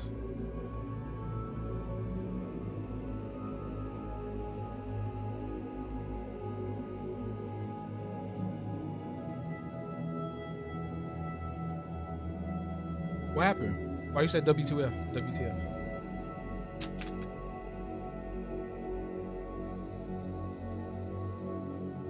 What did I do?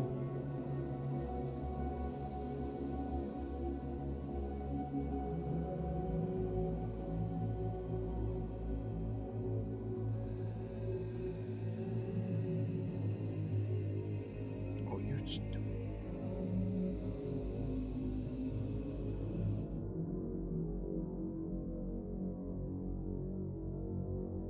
Jeremy Clarkson is 64. I thought he was 80. Now you're gonna hold you. I really thought he was way older than that. He looked old. But that's also like, you know, drinking, smoking, not really taking care of your body. You know what I'm saying? That's what that is. Because his wife looks great. Like, just objectively, right? I've seen her, and they look like they are very different people.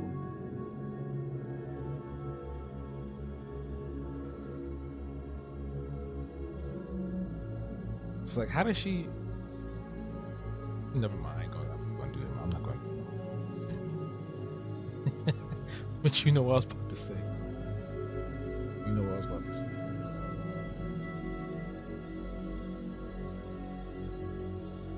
Because imagine going to bed at night, you turn around, and it's Jeremy Clarkson.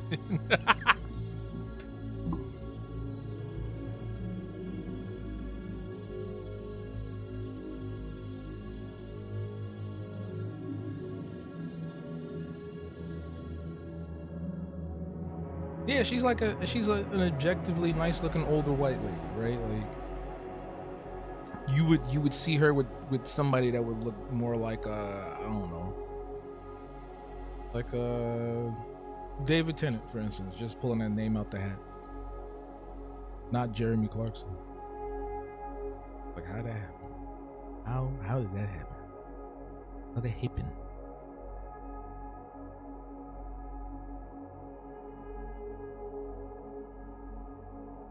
But nah, I was watching his farm show's pretty decent. I liked watching Clarkson's Farm. 3 seasons. I didn't watch the 3rd season yet because I think I was kind of over it, the whole farm thing. But the first 2 seasons were really nice.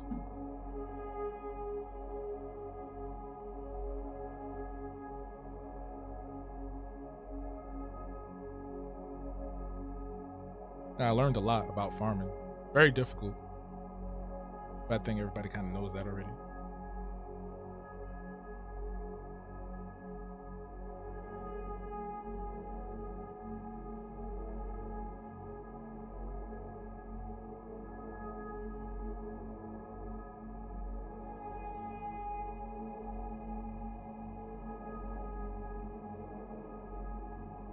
Where else can we see this epic lady again? Epic Ethel? So Epic Ethel is joining Sweaty Minds later this year. Her and 2 other characters from her series. So it's Epic Ethel, Negative Nanette, and Awesome Anika. So you can expect to see them later this year on Sweaty Minds, which is actually updating tomorrow. 7 a.m. It's going to be ready. And if you want to see it early, y'all want to see, you know, behind the scenes, early access to the comic and other really great projects, you can head on over to patreon.com/Habtoons. Linktree is in the bio. All good things. Thank you for following on TikTok. I appreciate you. How you doing?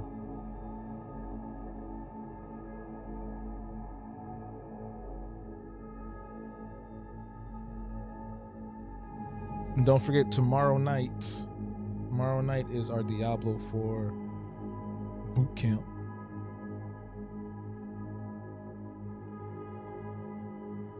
Gonna be a vibe.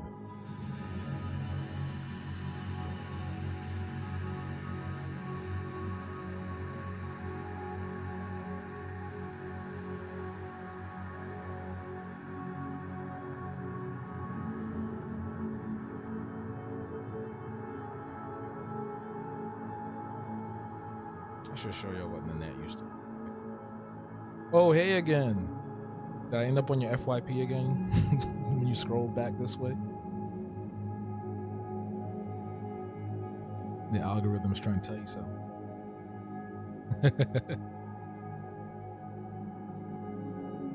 No, you followed. Appreciate that. I do remember you doing that earlier. I'll tell you now.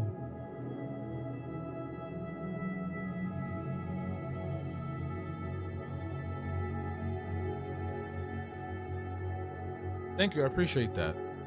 Spams, I appreciate that. K Spams. Ash, how you doing? I love your art. It feels like such a prize to catch you live. Hey, I really appreciate that. Thank you so much. Yeah, I do have a schedule. So if anyone's like, oh, when's the next stream? You can head over to habtunes.com/schedule. Link tree in the bio. You can check that out on my website so you know what's happening for the week or for the month. We got some events coming up. Got some really cool events coming up. So that's where you can look at it. Good time.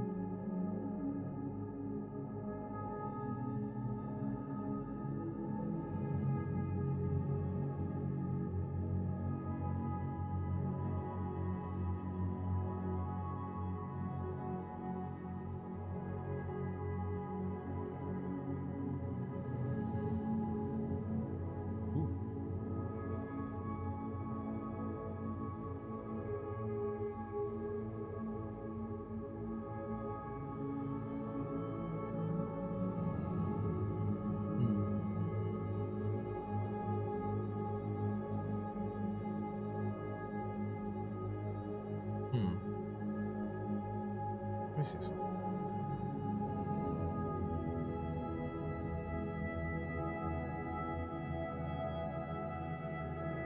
Your content and page is so dope. It really is the art for artists. Hey, thank you. You are flattering me tonight, and I appreciate it.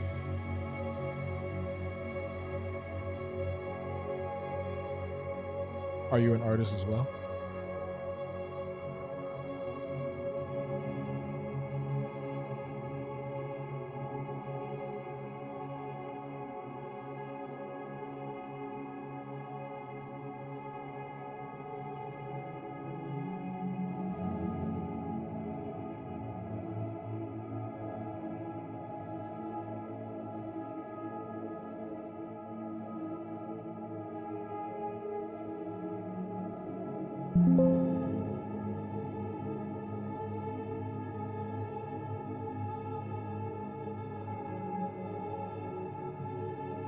Don't make your own art, but you work as a curatorial assistant. Oh, you still in the realm.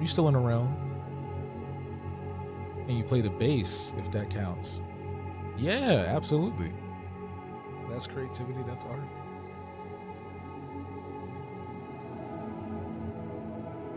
Absolutely.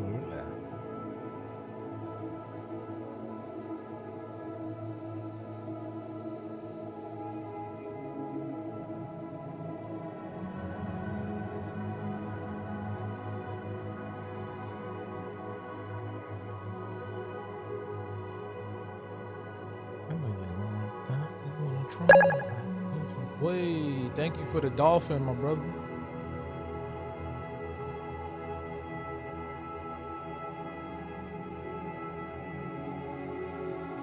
MC Von, DJ Spin,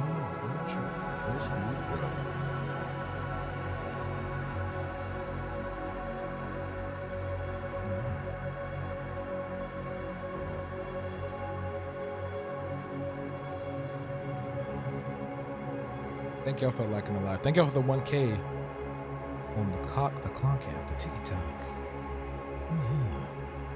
If you're on YouTube, make sure you hit that like button too if you haven't already.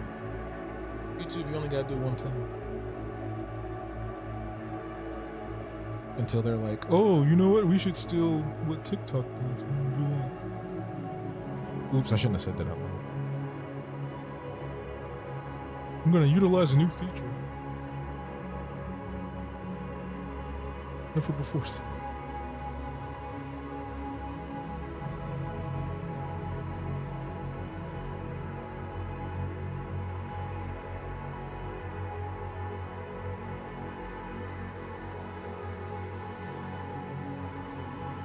Twitch it up and do the deal. Make him back, do whatever it takes. I got Gorilla stuck in my head.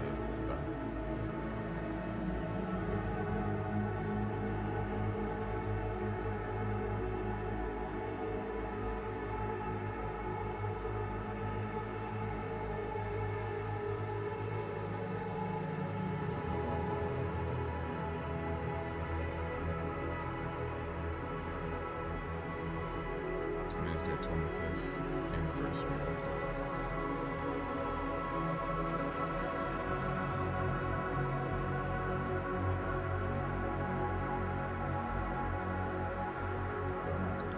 The stretch.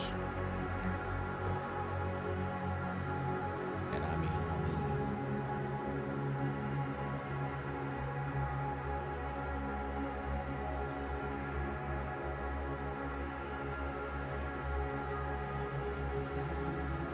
this is the craziest one. I'm not gonna hold y'all. I wish I might show y'all. I might show y'all. But the net has gone through a lot of changes. I think more than any of the other epic alpha characters, to be honest with you. So to see where she's at now. Oh man. Feeling kind of emotional right now. Yeah, you've been showing up. Yeah, you the stream VIP. You've been showing up, you've been commenting, you've been very active. Good vibes, good conversation. Can we see Epic Lady again? Here she is. There's Ethelrita in all her glory. She's also short, canonically. Outside of the Sweaty Minds aesthetic, she's like 5 foot nothing. Maybe 4 foot 9.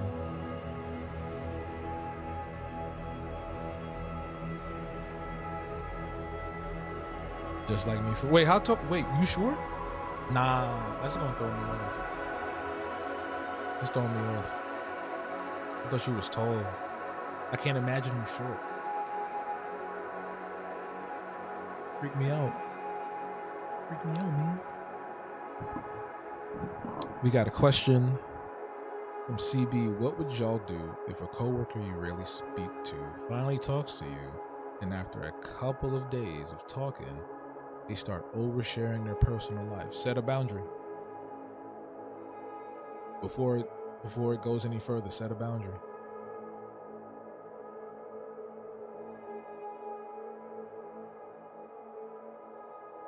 Say you're cool with you know, talking and being coworker, friend type people, but like, I don't need to hear about your bowel movements. I don't want to know what kept you up at night. I don't care to see your dog in a winter jacket. We're here to work. Go do your work. Leave me alone. You know how to elongate yourself and pick. What are you, Kamala Khan? What are you, Miss Marvel? I know how to elongate. What are you, Reed Richards?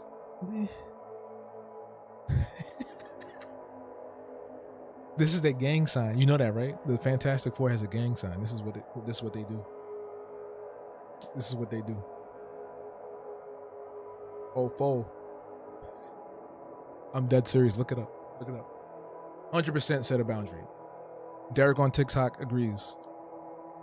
On phone now. They really be doing this. Morgan also says, agreed with the boundary. You can politely tell them you don't feel comfortable talking about that and get HR if they don't stop. You're Elastigirl. The Incredibles. I forgot. I be forgetting about the Incredibles.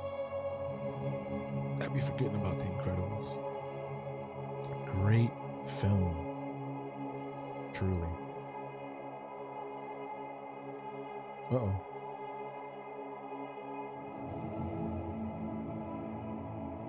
That first one, my favorite scene in that first one is when they go to Syndrome's island and they all by themselves battling Syndrome's robots and stuff and his drones. And you see Dash by himself, and you think he about to get got, right? He's running, he's zipping through the trees and stuff. He see that water, he gets scared, and then he closes his eyes, and then he opened his eyes, he looked down, and he noticed he's running on water, and he gets hyped, starts running even faster. Yo, that was my favorite. I used to rewind that. I still got a DVD. I used to rewind that all the time. And then I learned that the sound effect they used to get that, they used like flip-flops in a bowl of water. They used flip-flops in a bowl of water, and they went really fast. I would love to be a Foley artist. Seems like a really fun job. Not an easy job, but a fun job. And then Violet put a protection around the family. Yeah, like Incredibles was incredible. The second one was cool too, but that first one is a classic. Krusty Moose Knuckle. Gotta change your name, because you get me every single time. Because I know you're not Krusty. I know you moisturize. But how you doing? Thank you for liking the live. Good to see you. Good to see you. CB said, that's easier said than done. Hey man, I fucks with you, but you talk too much. That's hard. But you don't gotta say it like that. Unless you don't like them. If you don't like them, you can say it like that. But you gotta find a corporate way to say it. Because you know corporate people are sensitive. You know. It's definitely tough to say, but you just gotta rip the band-aid off or they won't stop. Yeah. If it's OD stuff, yeah, you might have to like hit the hammer on that one for real. Gotta fling your body to the side. He put the hammer. He swung his body to the side.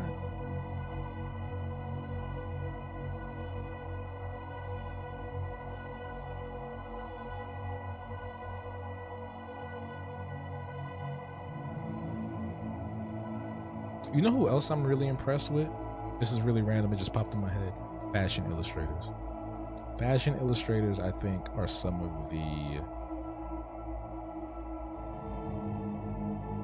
amazingly talented people out there. Caricature artists, tattoo artists, fashion illustrators. Top tier. Top tier. And I will stand on that hill. You love fashion illustration? Yeah, it's just like, how y'all be doing that? Just be coming up with all kinds of stuff, like, and the way they draw too. Oh, send me some. I want to follow some new people.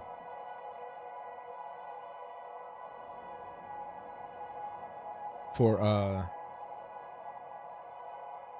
study.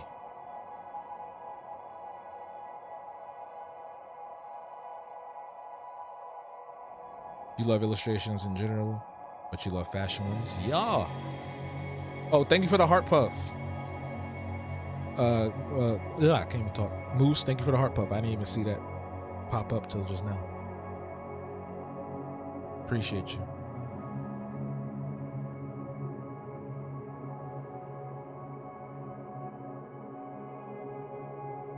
Oh my God. Okay, listen. The people that are on TikTok, not just the people that are on TikTok right now, but if y'all are active TikTok users is what I mean. Have y'all seen this lady that went over to Pakistan? This black lady went over to Pakistan. She was dating this guy who was like 18, 19 years old. They both catfished each other. She goes over to Pakistan. And now she's like this big ass celebrity. And she's from New York. And she's got like this whole big personality. It's so funny, bro. Like she be like they be interviewing her and she just be like, I need money. I was like, yo, she talking wild over there. Like, miss, do you know where you at? Somebody go save her. I'm about to draw her. Watch, I'm about to put y'all on. I'm gonna draw her and put it up this week, and you're gonna know. Bijou Carmen. No, if it really is, I've seen like at least 10 videos and I bookmarked them all. Brianna, send that to me in my DM. I'm not, so I can look at it later. You just put it in the chat, like I can click it right there.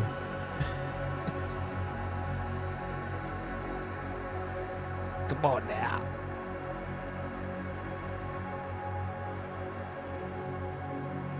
But nah, she was on the news. She be on their news channels. She had like a whole squad of people. Like, she living her life over there. So let me go to Pakistan and get famous for being a feisty American. I want to go to Pakistan. She about to start a move. Yo, she better chill. No move. Don't start no movement. Don't start no movement. Please, man. Please. Leave them people where they at. That is not our place. Leave them people where they at. Don't mess with them. They got their own. They have their own culture. We have our own culture. I have my own house. He has his own house.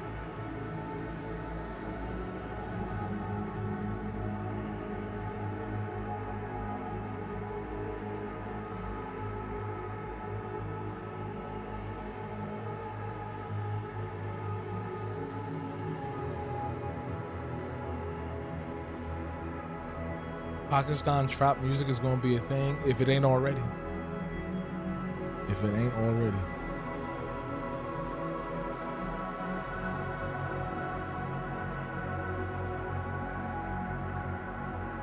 But I am concerned though, because when I look at her, this is gonna sound crazy. When I look at her, I see Wendy Williams. Hey, I remember when they showed photos of Wendy like a few years ago when she first started getting sick. That's what it reminds me of. I don't know if it's her makeup or if that's just how her eyes are and they bulge out like that. But like, I hope that she is actually safe where she's at and people aren't like trying to manipulate or use her. Because she's by herself. She went there to marry a guy. And the guy ran away. Like, she went to the guy's house. He lives with his mom because he's like 18, 19. The mom found out because she catfished him and he catfished her. And he was like, oh nah, I'm not doing that. And then the mom like locked the door and they left town. Like, she locked the house and left town. So this lady got nobody. But it seems like they're treating her okay in the videos I've seen.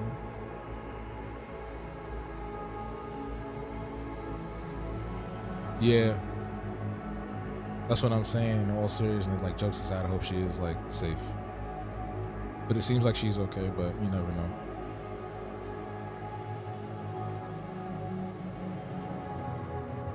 Bring her home. Bring her home. We got a robot in the chat. That's a robot?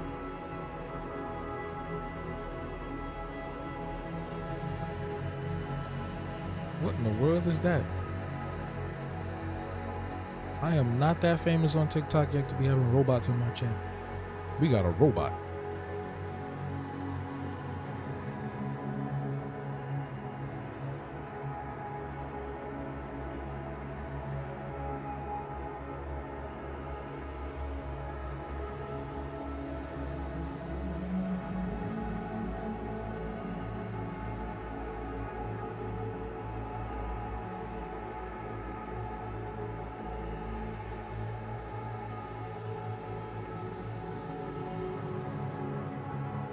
Speaking of robots, they're making another Megan movie.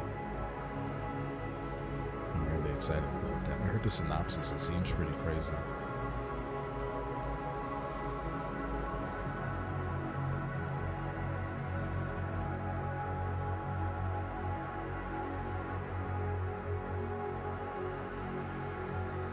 Yeah, Megan was a good surprise, Derek. Yeah, I like Megan. It was a good little flick. This new one. Do y'all want to know the synopsis, or you want to wait till you see like a trailer?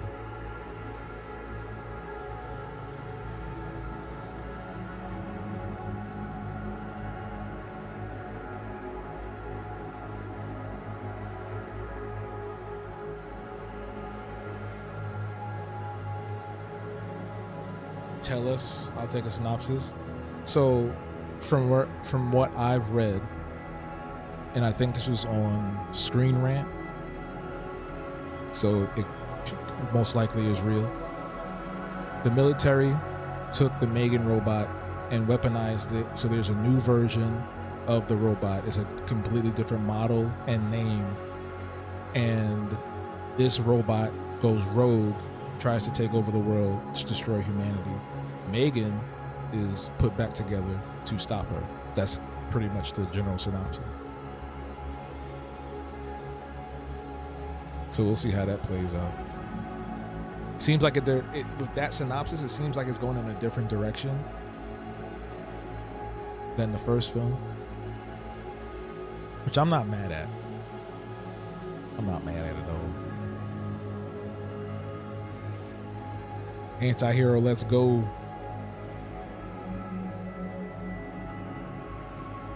Didn't Chucky do that at one point too? Child's Play.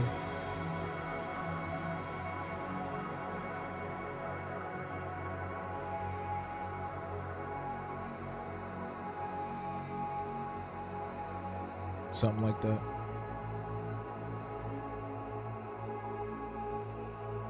I've only seen a split second of one of the old movies. It was a scene where somebody opened a stove. Chucky had left the gas open, and then like the whole stove blew up. I don't remember what was going on. That's all I remember. I've never seen any of the movies in their entirety. I don't even know if that was the first one, second one, third one, but it was one of the old ones.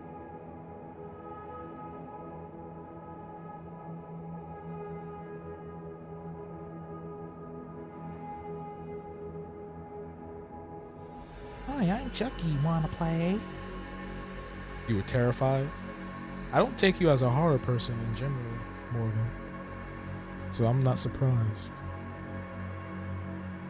Oh, did you check out that show I told you about? Common Side Effects?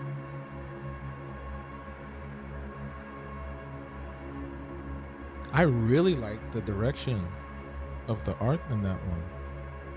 The big head people. It's like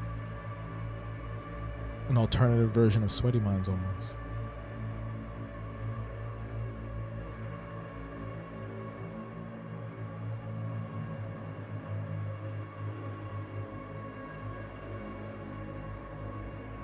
You're not a horror person, even though you come from a horror family. What that mean?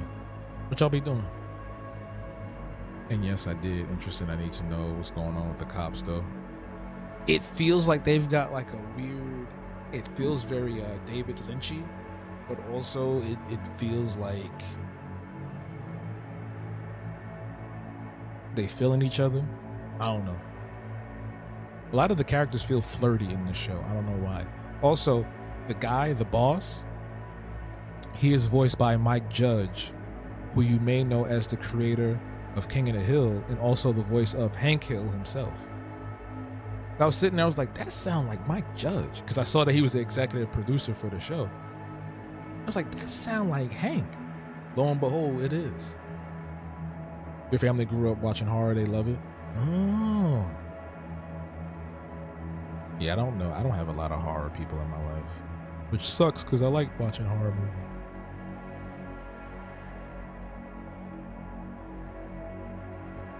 The good kind, not the ones that are just like abhorrently gory for no reason, bro. Like some of the stuff that people really be getting into is just like, all right, fam, you need to see a psychiatrist. You enjoying this way too much. Like, why does this exist? I like suspenseful, surreal type horror. super like gory, bloody stuff. Depending on what it is, I'll probably watch it, but I'd rather not. You know,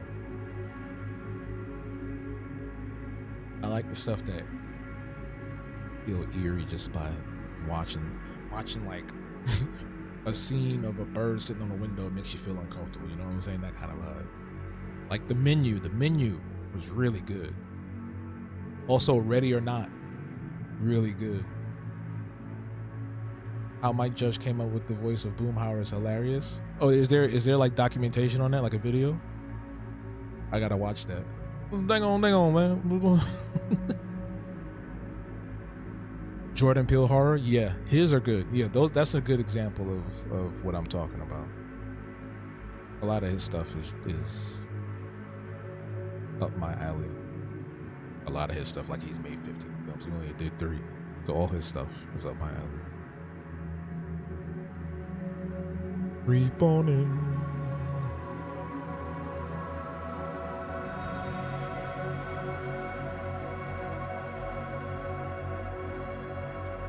How would y'all rank them from best to not best? How would y'all rank them? Nope, Us, and Get Out. I think for me it's Us, Nope, and Get Out. They're all great, but I think Us has a certain mystique to it with a lot of the symbolism in the film that is very subtle. You kind of have to pay attention to it. And Nope is just like a great alien invasion movie. And there's some cool nods to other films in there. And Get Out is, I don't want to say it's your bog standard, like, ooh, white people are scary and evil film, but like compared to the other ones that feel more like steeped in genre fiction, I don't know if I'm making sense. I feel like it falls short in that sense. It's still great. I loved it. I think it's great. But yeah. Derek says Get Out, then Nope, then Us. It's really close. Yeah, they're all good, so it's hard to like really like, you know. He's on a talk show talking about it. It's really funny. I gotta find that clip. Morgan says Nope, Get Out, and Us. I like the symbolism of Us, but it left me with too many questions. I have trouble suspending my disbelief sometimes. I can see that, because the way it ends is yeah, it's very you gotta come up with your own conclusions, you know. But I liked it. I want to watch it again. I only saw it like one time. Nope, I saw it in theaters, and I think I watched it at home too when it came to digital. And Get Out, I own Get Out on digital. I think I watched that like 5 or 6 times, maybe 3 or 4. Definitely watched it more than once. I was like, I gotta support Jordan. You wanna know who's keeping them lights on all those years?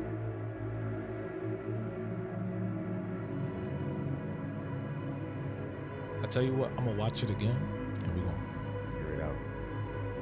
Investigation Discovery.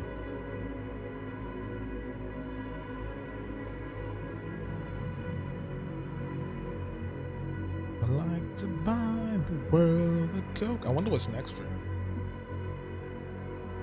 What would y'all want him to do? What would y'all want to see from Jordan Peele?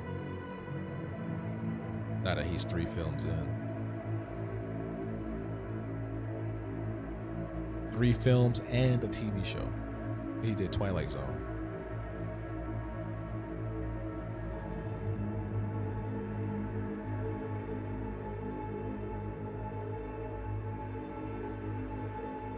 More horror films would be dope. I guess my question should have been, what other types of horror and genre fiction would you like to see? Like, what types of horror, what kinds of subgenre of horror would you want to see from him? I wouldn't be opposed to like a really cool fantasy horror film. You know, go into like, you know, elves and shit. I think that would be pretty cool.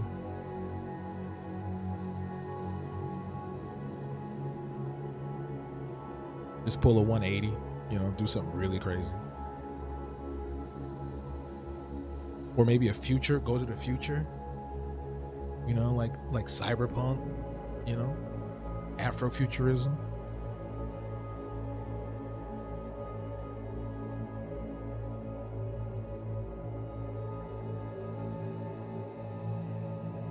I like sci-fi horror. Space is already scary by itself. Space is scary as shit. I'll be listening to Neil deGrasse Tyson podcast. Space is scary as shit.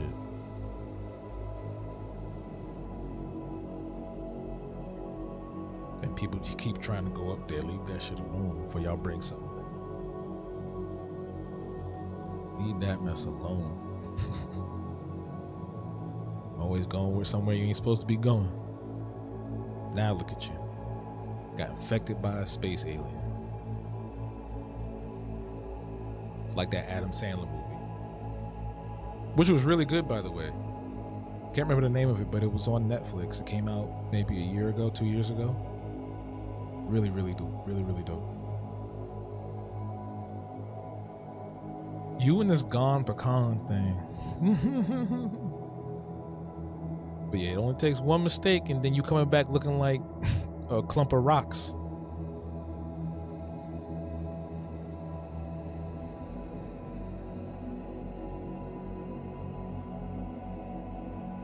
Fall into a black hole. Now you're in another part of the universe talking about, I was your ghost. Merv, it was me. All right.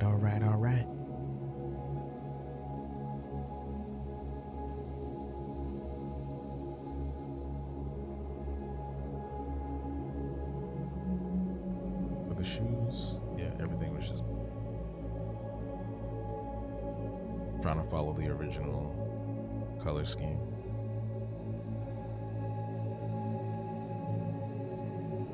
That altered the outfit just a little bit, just slightly. Altered design a little bit. That's 2 years old now.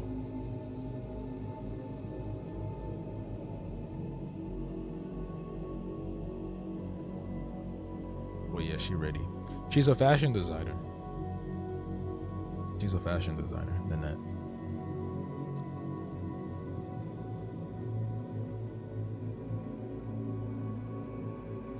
Oh, 4. I think I made them too big. There's not enough space to put Anika on there too. I might have to shrink them down. Make a separate version and shrink it down. That's what I have to do. Which is fine.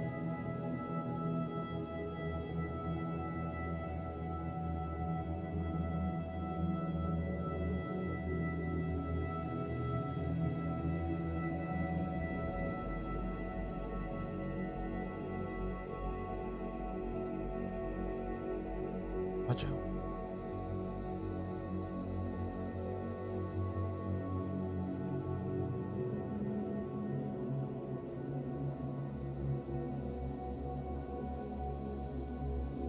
I was trying to get back into, speaking of Alien Invasion, well, it's literally called Invasion. It's on Apple TV Plus. And I think it might be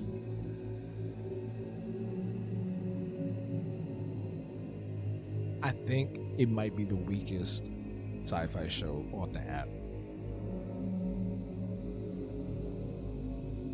Not saying it's like terrible, but in comparison to like Foundation, Severance, and Silo, Invasion just doesn't grab me as much as the other ones.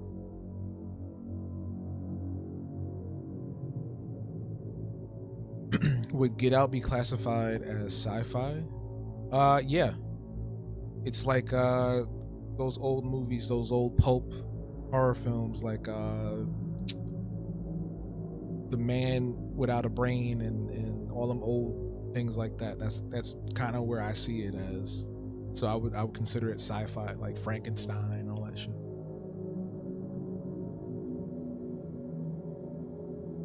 At least I would consider it. Maybe other people might have a different opinion. Maybe Jordan might have a different opinion, but I see it as like sci-fi horror.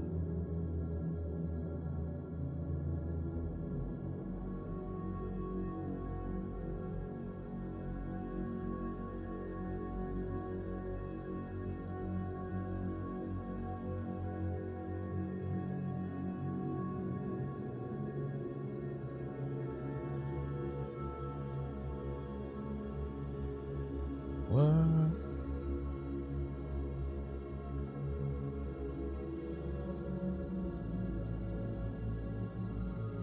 Claire Bear, thank you for liking the live. When I saw your name pop up, I was like, wait a minute, because that made me think about Heroes. I don't know if you or anyone else remembers that show, because that's what they call one of the characters on there. Save the cheerleader, save the world. Good times. Good times.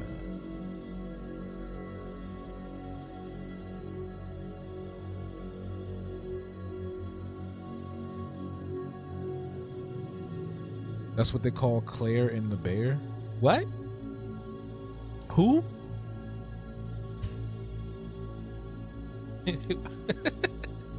Yo, when I read that, like my brain just went like, who? The Bear on FX. I've never watched it. You know why? All right. Only Coco knows this. But now everybody's going to know it now because it's going to live on YouTube for perpetuity until YouTube shuts down one day or whatever. Ayo Edebiri freaks me out. I don't know why. I don't know why. But when I see her, I want to avoid her.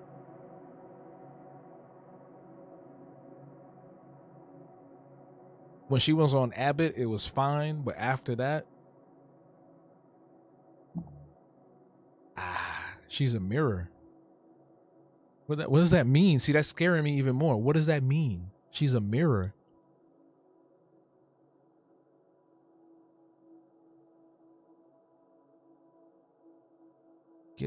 Sounds demonic. Like people always do that. She don't like looking at the mirror. Oh, you got you're so funny. You're funny. Ooh. She's a Libra.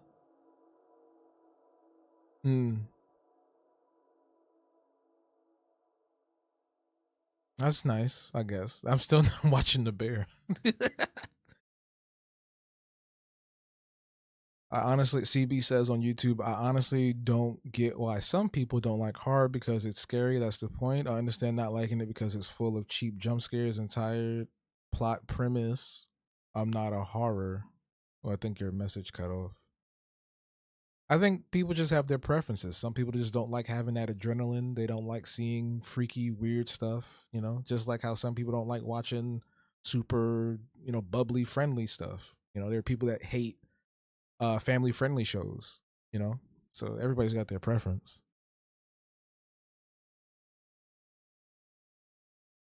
There's somebody right now that like hates SpongeBob SquarePants, that hates cartoons, put it that way. Stupid cartoons, stupid dog. I'm not a horror movie fanatic, but the first reason I listed makes me wonder. It's behind a screen after all. Well, I guess it's also tolerance. Well, I mean, just because it's behind the screen doesn't mean it can't affect you. Just like when you watch a movie or a TV show and you feel any emotion, you might cry, you might laugh. That person's not in front of you, but it's still funny. That monster's not in front of you, but it's still freaky. It's like, some people are more susceptible to it than others. I definitely get jump scared at certain things for sure. I definitely wince at particular scenes in movies where they like anything where it involves you sticking a needle in an eyeball or something like that. I don't want to see that. I might have to turn away a little bit. peek my hand through my finger and see. Some of that stuff is just like, ooh, because then I'm seeing it as like me getting stuck with the needle. Brianna on TikTok says, I wasn't the biggest fan of SpongeBob. He used to piss me off as an 8-year-old. What? Why are you getting pissed off at a talking sponge at 8? What? That's why you like watching The Bear. See? Now it makes sense. Now it makes sense. What you said? Holding up a mirror. He was a mirror. He was your mirror.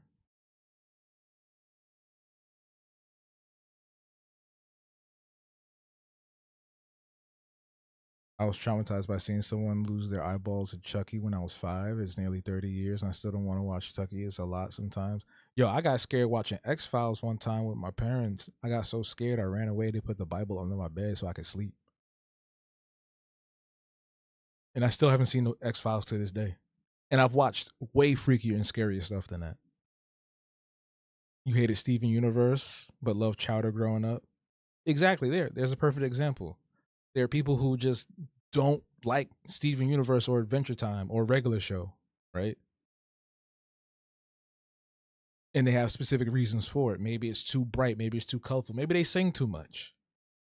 Maybe it looks stupid to them. You never know. Yeah, Morgan, you never know what can affect you.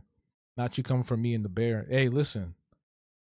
You like your show? That's cool. I'm not going to judge. That's your TV show. You and Ao and that dude that looks like the guy from Willy Wonka, y'all can have it. I'm happy for y'all. Dang, the music cut off again? We was here for another hour? Yo, time is flying.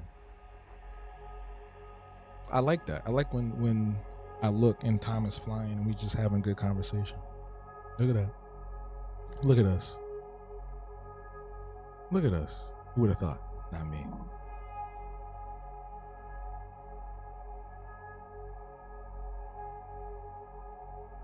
I'm so happy because I think I finally landed on Severance talk. I put up a video earlier today about Severance. And I saw a few comments come in. I haven't responded to them yet because I came here. I got on here. But I'm excited to see what everybody's saying. Oh.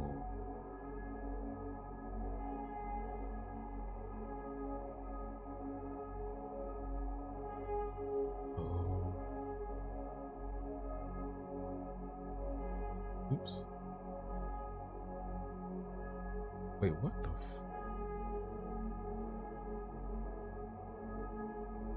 okay.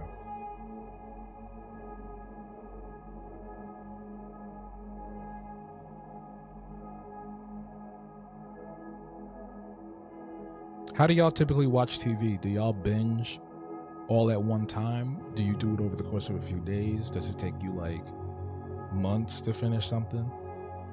If I really like something, I'm probably going to do it in like a day or two.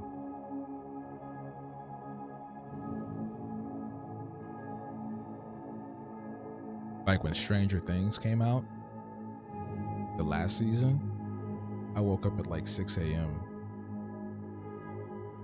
It was like Friday. I woke up at 6 a.m. and I just watched the whole thing. I spent the whole day.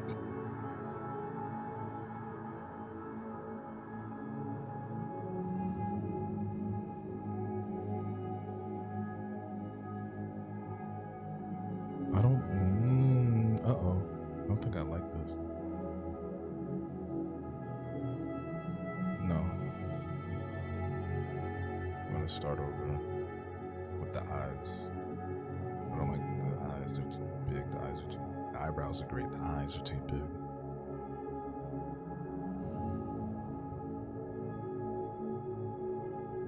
The eyes too big.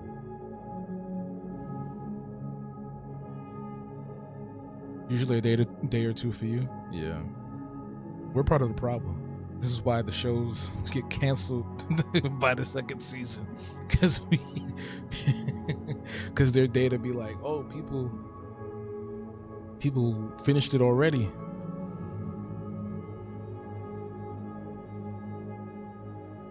Five is definitely way too young for that. That's understandable. I watched 2012 when I was 11. I thought the world was going to end the next day. Yo, listen, disaster movies freak me out. The one that freaked me out the most was Don't Look Up. That made me feel weird when I finished that. I didn't like it. I mean, I liked the movie. I didn't like the way I felt after finishing the movie.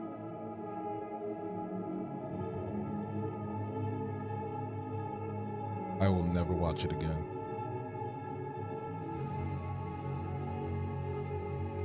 I think that's one of those things you watch one time and you appreciate it for what it is and just leave it alone. Never speak of it again.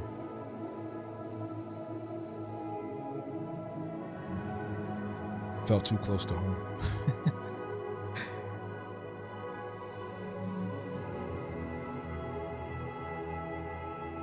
Okay.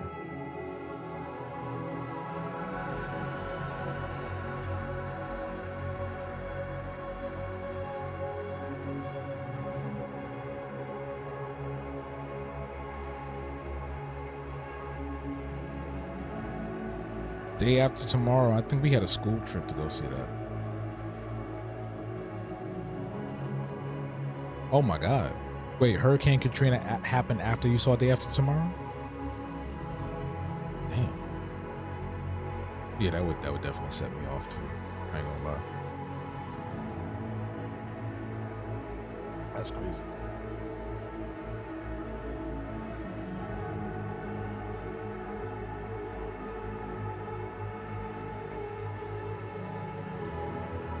That's crazy. Movie came out in 04. Happened in 05. Yeah, that's crazy.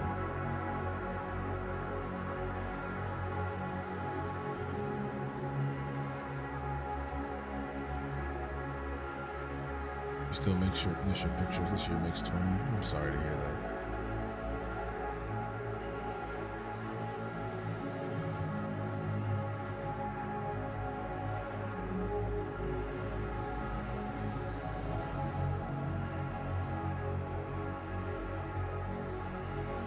And there's always gonna be that one nigga that's like, see, they tried to tell you in the movie. They showed you what happens. It's always gonna be somebody.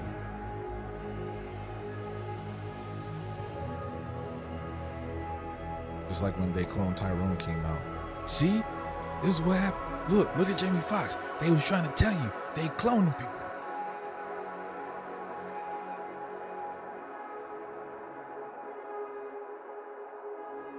We're okay for the most part. Just make sure y'all save copies of everything.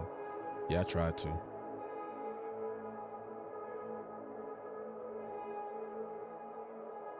Backups of backups of backups and stuff.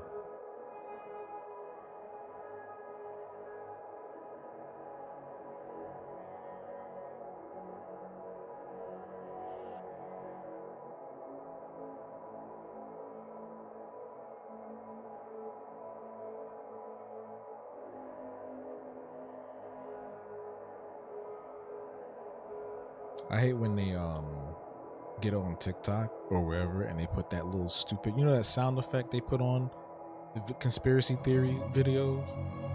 Anytime you put that song under there, niggas automatically believe anything you say. You'd be like, we used to be elephants. And then somebody be like, you know what? You absolutely right. As a photographer, you got 6 hard drives. It's an automatic skip. Yo, them videos like, they really just took that sound and just made it the most annoying thing because it's always coupled with some stupid ass conspiracy theory mumbo jumbo mess.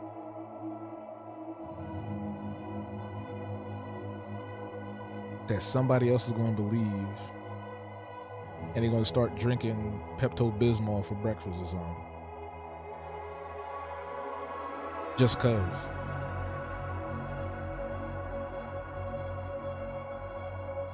It'll be like that sound and then like the AI voice. Did you know?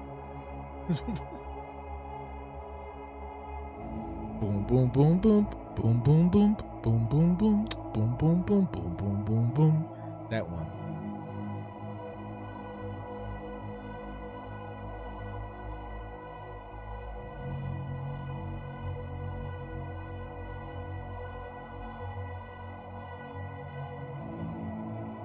That sound was only good when that dude was using it. There's no such thing as a coincidence. And then they started saying that he was AI, that he turned a lady into a tree, and then he turned into AI, an AI program. Social media is great, but it gives too much insane people a platform. Yeah. Take us back to 1998. Take us back to dial-up.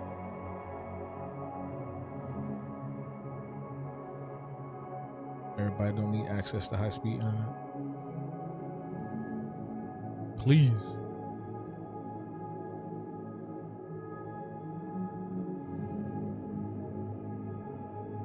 Now, Anika, a little thing about Anika, she's kind of psychically inclined. And she's in tune with the spirits and stuff. That's why she literally has a third eye.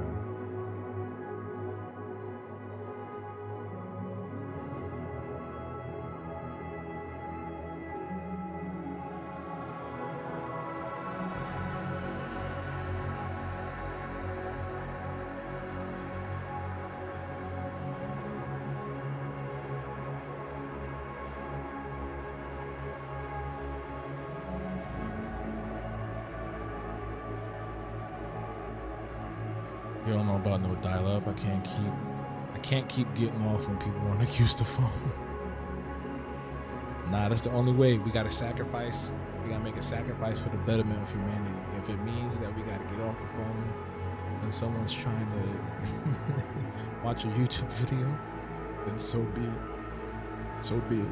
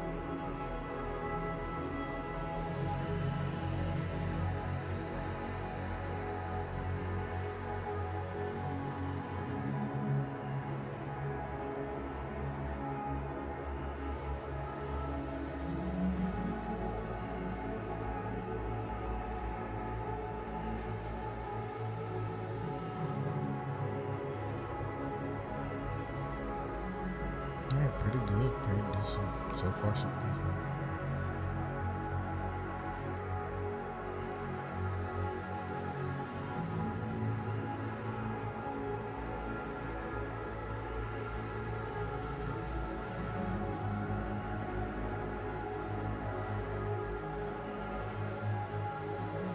I think I'm just gonna do the line and finish the line instead of jumping into Corona. Because I'm starting to feel it. I'm gonna have to get up and do like a 10-minute stretch because of the way I'm leaning forward.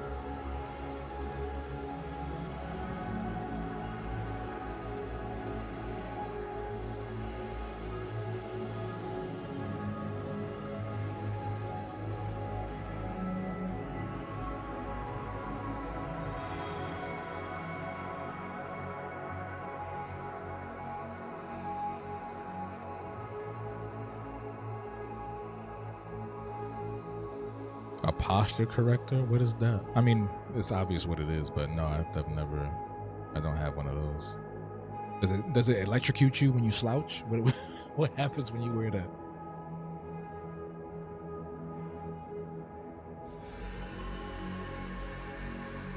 Straighten your ass up.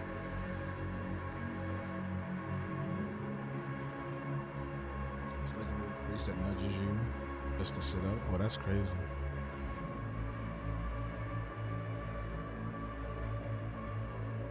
Send me a link. I might get one of those. Eventually, when I move, though, I want to get like a standard desk. We sit too much.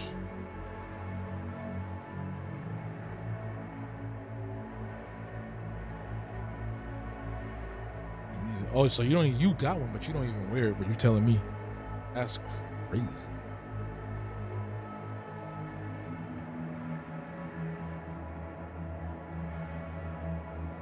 But it won't help you if I always feel like you always sit like a shrimp.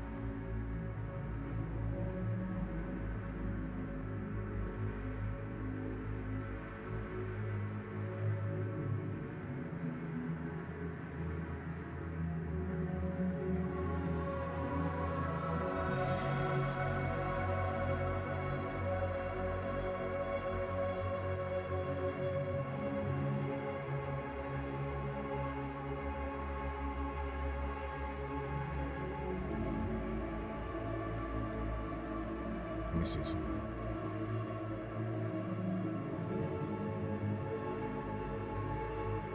Okay, these are more. Yeah, I need to. Well, maybe for sweaty minds they're just rounded. I don't feel like doing it over now. Maybe later when I get mad, I'm like, oh, that's stupid. I did not fix that when I was on screen. That seems like this is like a future have problem. This is not a me problem. This is a future have problem. ZT, what's good? Thank you for liking the stream. Good to see you. Hey.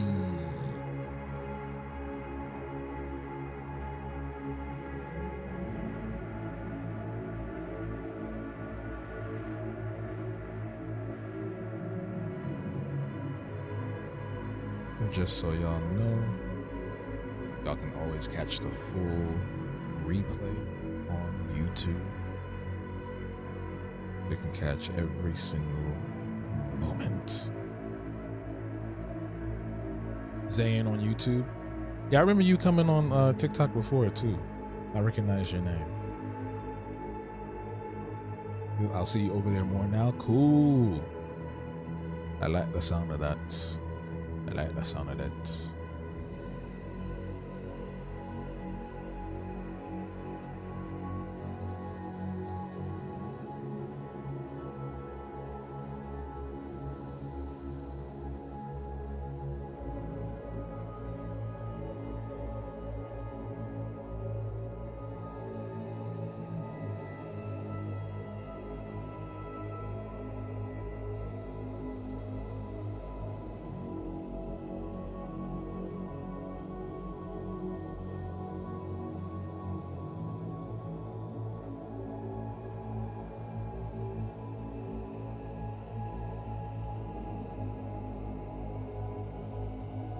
All them wobble lines, that's her psychic, that's her abilities.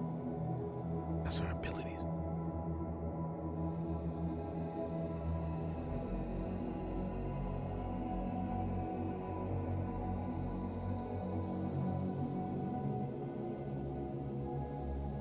She got a little tote bag over it. Tote bag. Why am I whispering like Joe Biden? Y'all ever see the parodies of Joe Biden? People, the way people be doing it. I was like, I never even noticed he did that. And then I watched an actual like clip of him talking. I was like, that man really be talking like that. Hey folks, how's it going? And then he'll start whispering like, yeah, we're gonna get him. And he'll start going back into his regular way. I'm like, that's freaky, man. What are you doing? Joseph? What are you doing?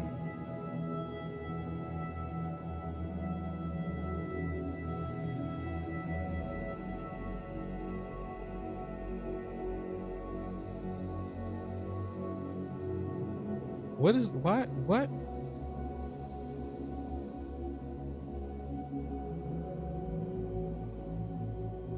Like, why is that there?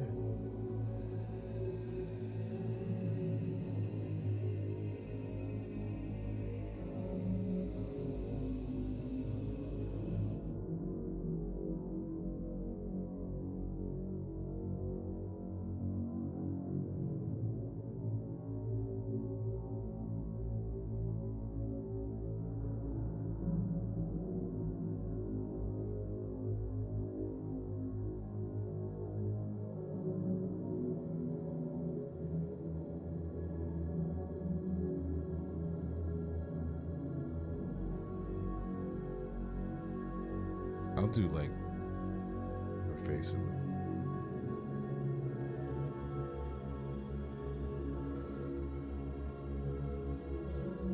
She's Ethel's older cousin. Not by much. Ethel's like 29. Anika is like 35.